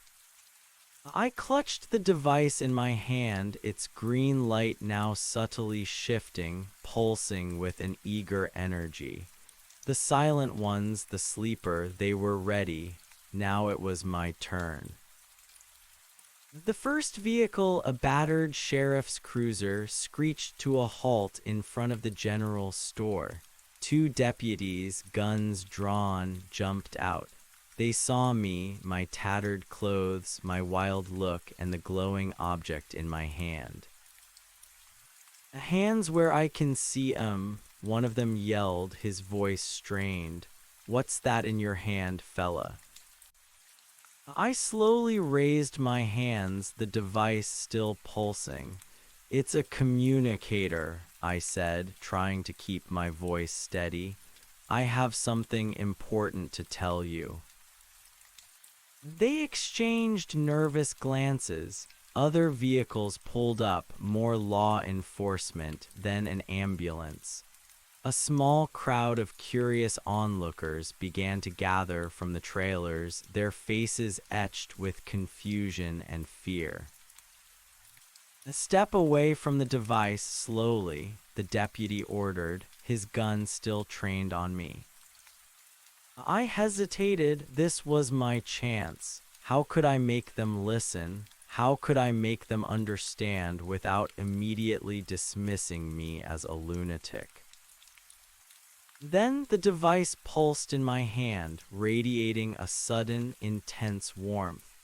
and from it, a faint, almost imperceptible hum began to emanate, a sound that mirrored the deep resonance of the canyon, but now amplified, focused, directed. It wasn't just in my mind, it was in the air, a subtle vibration that seemed to penetrate everything. The deputies faltered, their eyes wide. They looked at each other, then at the device, then back at me. The hum seemed to grow subtly, almost subliminally, affecting their perceptions. The onlookers shifted uneasily, a murmur rippling through the small crowd. Speak, the mental impression from the sleeper urged. Now. I took a deep breath, fixing my gaze on the lead deputy. My name is Alex. I've been in the wilderness for months. I've discovered something incredible, something that will change everything we know about our world, and it's coming.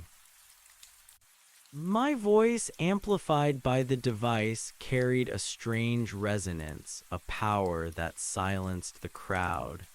They stared at me, no longer just with suspicion, but with a dawning sense of unease. The hum from the device intensified, its green light casting flickering shadows on their faces. I felt a surge of energy, a profound clarity in my mind. The sleeper, through the device, was aiding me. It was preparing them, subtly manipulating their perceptions. There's an ancient intelligence, I continued, my voice gaining confidence deep within the canyon. They are awakening. They are not here to harm us. They are here to integrate. Chaos erupted. People started shouting, questions flying, disbelief and fear warring on their faces. The deputies looked bewildered, their authority momentarily forgotten in the face of the impossible. He's crazy, someone yelled. He's hallucinating.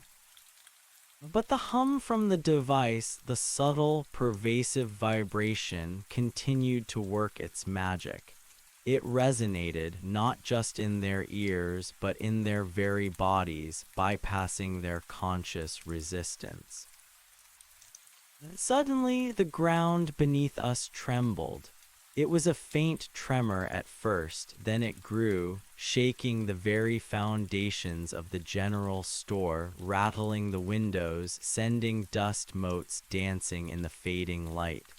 A collective gasp rose from the crowd.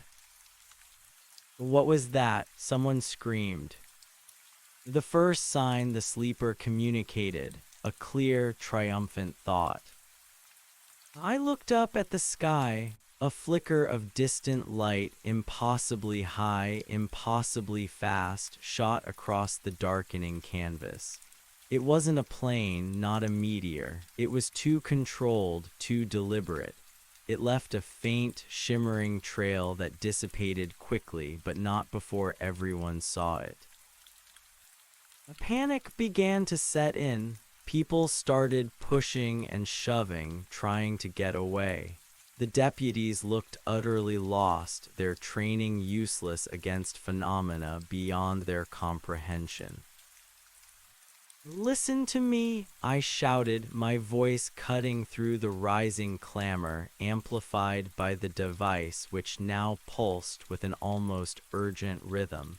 This is just the beginning. There will be more signs. They are preparing us. We need to understand, not fear. A reporter who had somehow arrived with the ambulance crew pushed through the crowd, a microphone extended towards me. What is going on here? Who are you? What exactly are you talking about? I looked into her camera, into the potential gaze of millions. This was it, my chance to speak for them, to prepare. My name is Alex, I repeated, my voice strong, imbued with an unshakable conviction. And I've seen the future. It's not human, and we need to be ready. The tremors increased, shaking the ground more violently now. Another strange light, brighter this time, flashed across the sky, momentarily illuminating the frightened faces of the crowd. The hum from the device in my hand intensified, vibrating with a profound, pervasive energy. News of the strange seismic activity and unexplained aerial phenomena in the remote desert region spread like wildfire. Initial reports were dismissed as local anomalies, gas explosions, or military exercises gone awry. But as the tremors continued, growing in frequency and intensity, and more sightings of unusual lights in the sky were reported by bewildered witnesses, the story began to gain traction. My initial encounter with the deputies and the reporter was chaotic. I was taken into custody, deemed a potential hazard, a psychologically unstable individual found at the epicenter of strange events. The glowing device was confiscated, though not without significant difficulty. When the deputies tried to touch it, they experienced a jarring electrical feedback, a profound sense of disorientation. One even dropped it, screaming that it was burning cold. Once secured at the tiny sheriff's office, I was interrogated. I told my story calmly, methodically, detailing everything from my initial descent into the canyon to the sleepers' awakening, the silent ones, and the ultimate mandate of integration. I described the mental communication, the reshaping of the canyon, the cosmic hope of a dying species seeking rebirth. My interrogators, a local sheriff and a bewildered FBI agent who had been hastily dispatched, listened with expressions ranging from incredulity to outright alarm. They dismissed my claims as hallucinations, the ramblings of a man driven mad by isolation and extreme conditions. They demanded to know the truth, the real story.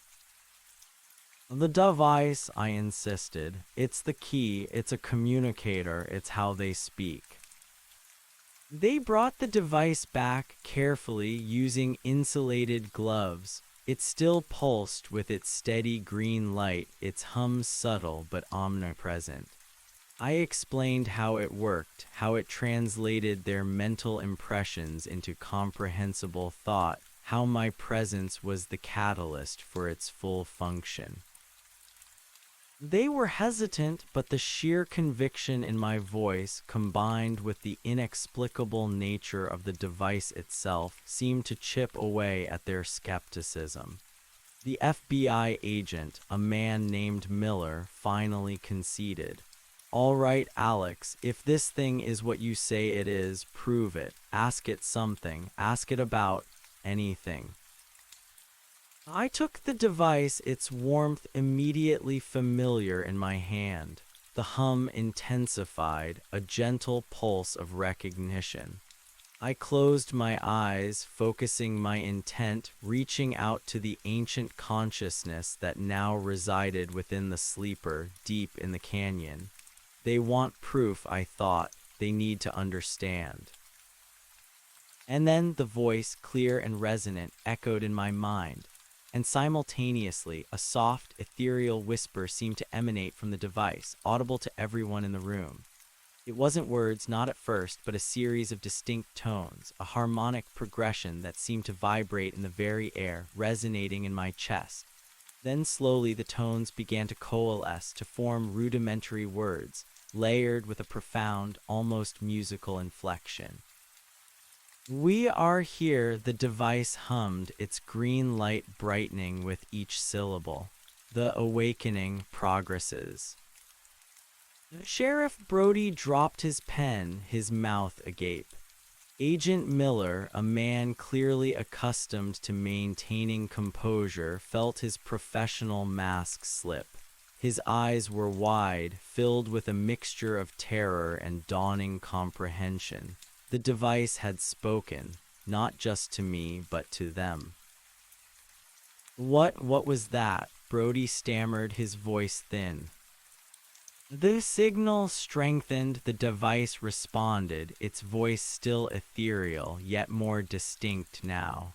Your world observes. I looked at Miller. They're aware of your observations. They know you're here. They know the world is starting to watch.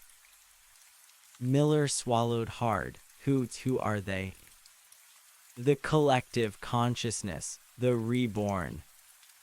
I translated, explaining the vision of the dying civilization, the cosmic journey, the sanctuary within the canyon. I spoke of the sleepers as vessels, of the silent ones as guardians, of the canyon itself as a living machine. As I spoke, the device pulsed, reinforcing my words with subtle harmonies, with a pervasive, calming vibration that seemed to quell their immediate panic, replacing it with a bewildered, almost trance-like focus. Outside, the tremors continued, no longer just distant rumbles, but palpable shakes that made the sheriff's office groan.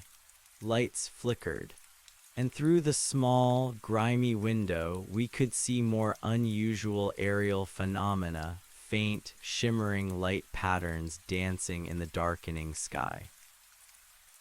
The story was no longer local news. The seismic activity, now registering on global networks, pointed to an epicenter deep in the remote desert. The strange light displays, initially dismissed, were now being captured by satellites and astronomical observatories, revealing complex geometric patterns that defied conventional explanation. NASA, SETI, and various international scientific bodies were scrambling, their data centers overwhelmed, their experts baffled. Within hours, the tiny sheriff's office became the focal point of an international crisis. Military convoys, scientific teams, and government officials descended on the small town. The air crackled with urgency and fear.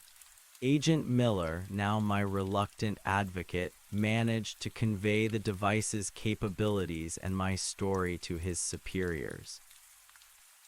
It was a chaotic, disbelieving reception, but the device's undeniable presence and the increasingly undeniable signs emanating from the canyon forced them to listen. I found myself at the center of a storm. Flanked by grim-faced generals, frantic scientists, and bewildered politicians, I was brought into a hastily established command center, a mobile unit bristling with advanced technology. They still treated me with a cautious skepticism, a potential lunatic who happened to be holding the most important object in human history. Alex, a stern-faced general, addressed me. You claim this device is a communicator with an alien intelligence. I nodded, holding the glowing object. Not just a communicator, General, a translator, a bridge. And what is this intelligence's intention? A leading physicist, Dr. Eris Thorne, interjected, his eyes burning with intellectual hunger. Are they hostile?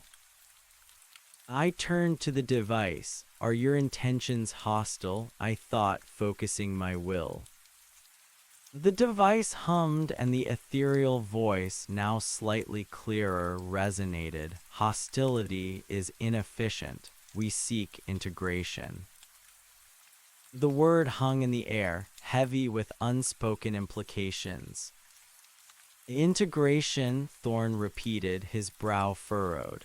What exactly does that mean? I turned to the device again. They do not understand integration. Explain. The device pulsed, and a cascade of images, impressions, and complex data flooded my mind, which I then tried to articulate. It's emerging, a coexistence. They experienced a cosmic cataclysm. They fled not as physical beings, but as pure consciousness seeking refuge. This canyon, this planet, became their sanctuary. The sleepers are their physical vessels being reborn, the integration. It's about sharing this world, co-evolving, combining our understandings. A chorus of questions erupted. merging, coexisting with giant insects, consciousness transfer like body snatchers. This sounds like invasion, Alex. The device pulsed more intensely, its hum growing louder, subtly dominating the cacophony of human voices. Fear is natural, understanding will follow. The signs are undeniable. And then outside the mobile command center, the sky ignited. Not just flashes, but intricate, glowing geometric patterns, hundreds of feet wide, began to form directly above the canyon, shimmering with an unearthly blue-green light. They pulsed in sync with the seismic tremors, which now felt like a continuous, deep vibration, shaking the very ground beneath us. The scientists gasped, scrambling to their instruments. Generals barked orders, their faces etched with newfound fear. This wasn't just a localized anomaly anymore.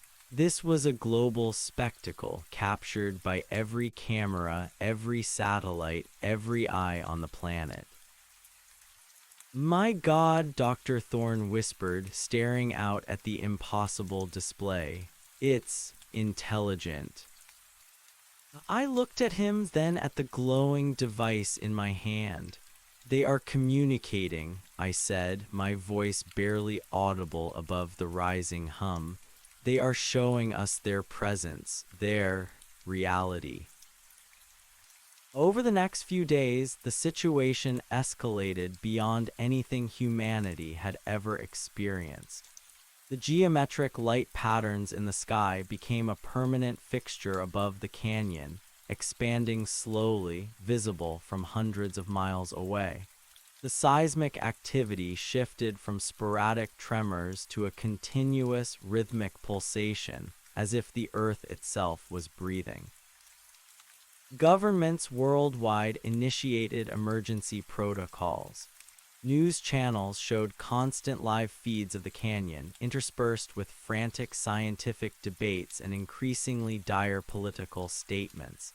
Panic spread through populations, stock markets plunged, conspiracy theories ran rampant. Humanity was confronted with undeniable proof of intelligent alien life, and it was struggling to cope. Alex, became the focal point of this global crisis. My story, once dismissed, was now replayed endlessly. My image, gaunt and wild, holding the glowing device, was broadcast across every screen. I was no longer a lunatic. I was the ambassador, the contact.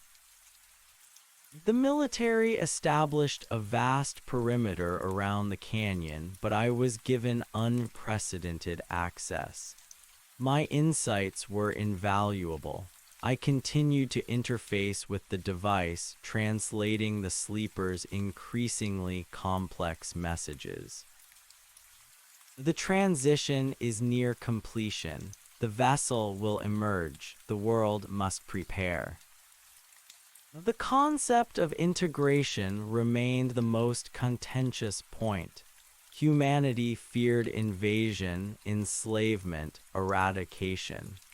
My explanations of consciousness transfer, of ancient species seeking rebirth, were met with profound skepticism and thinly veiled terror.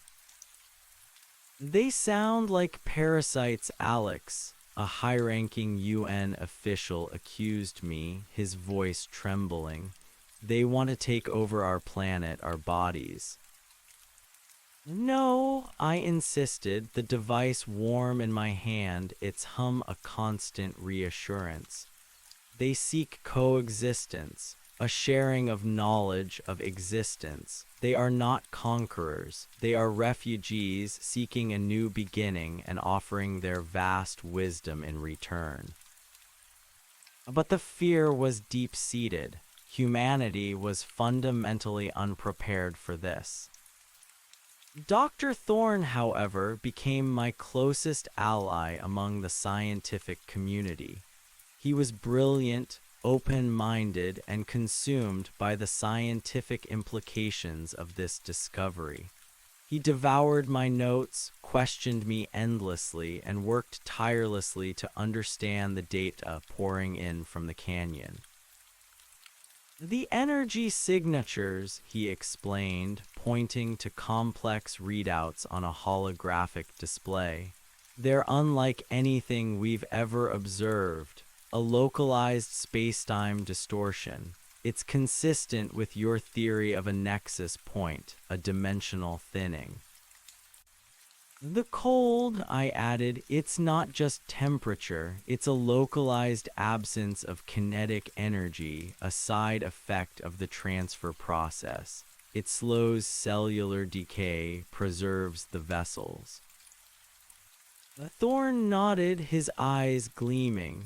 And the sleeper, it's a biomechanical construct, a perfect symbiotic blend of biology and advanced technology designed to house these consciousnesses.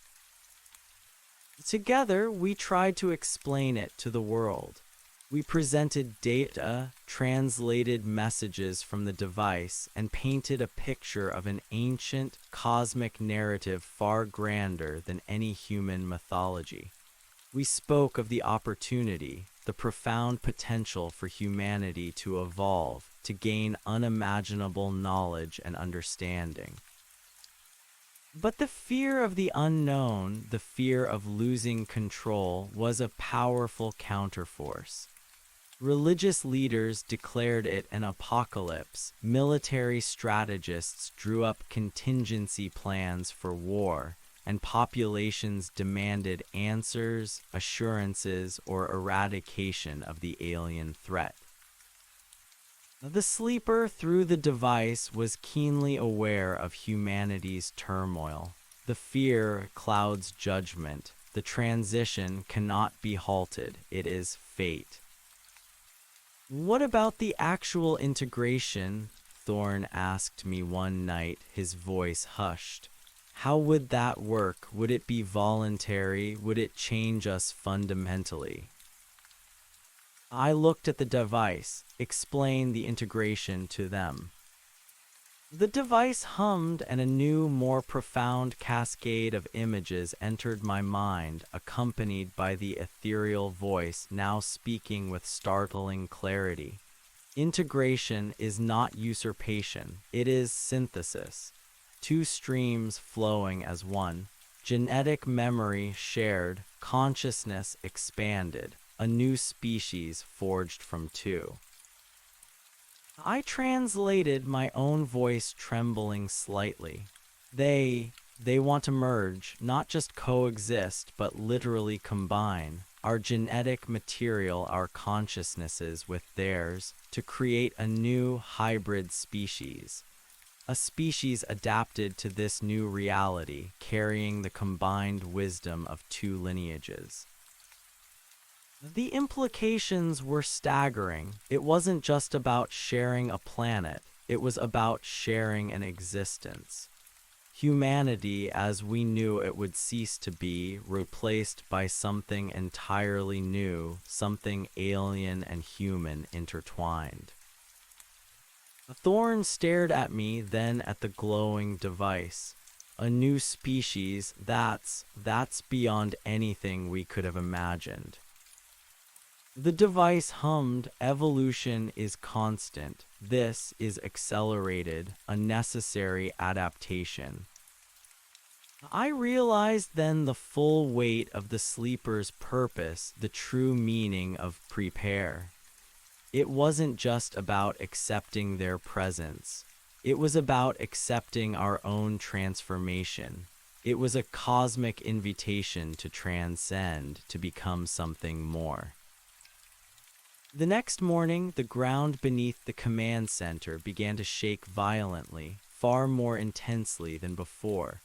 The tremors were no longer rhythmic. They were chaotic, powerful jolts that sent equipment crashing and people scrambling for cover.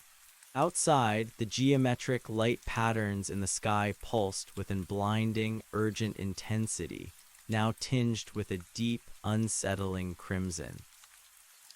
The air around the canyon crackled with raw energy. Instruments flatlined or screamed with overload.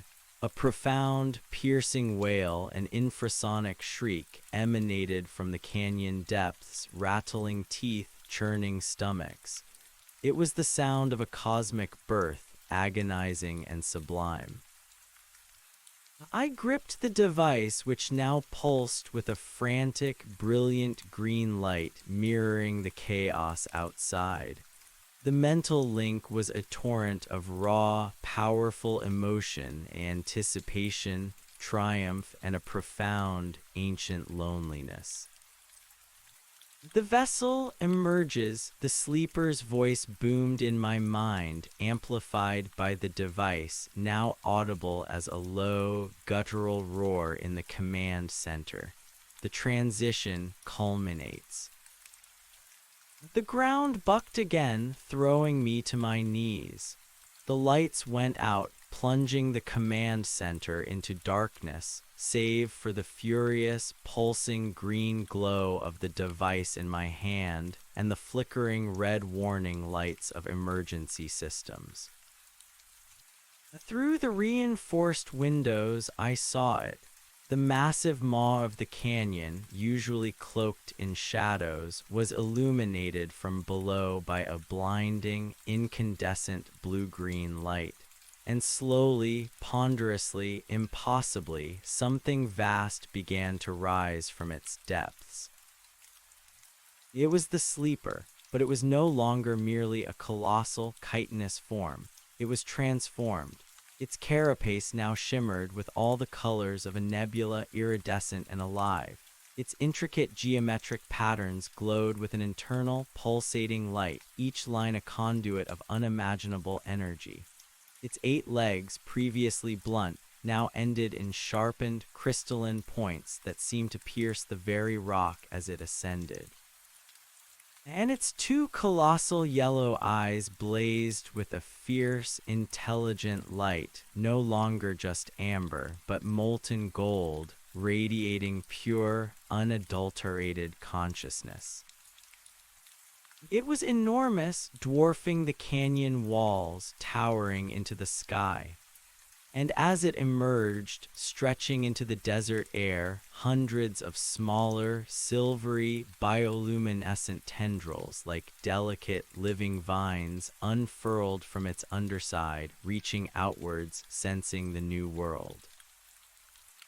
Around it, swirling in a silent, watchful ballet, were dozens of silent ones, their forms now clearly defined, slender and impossibly tall, their shadowy bodies absorbing and reflecting the sleeper's light, acting as conduits, as facilitators. The world watched, paralyzed with terror and awe. Every screen on Earth showed the same impossible image, a cosmic entity born of the stars, reborn from the Earth, rising to greet the dawn of a new era. The piercing wail from the canyon intensified, reaching a crescendo that vibrated through the very fabric of reality. The geometric patterns in the sky flared, expanding rapidly, now covering the entire horizon, forming a dome of alien light above the desert.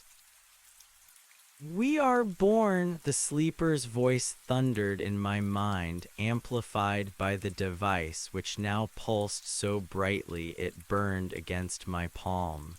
"The moment is upon us. The integration begins."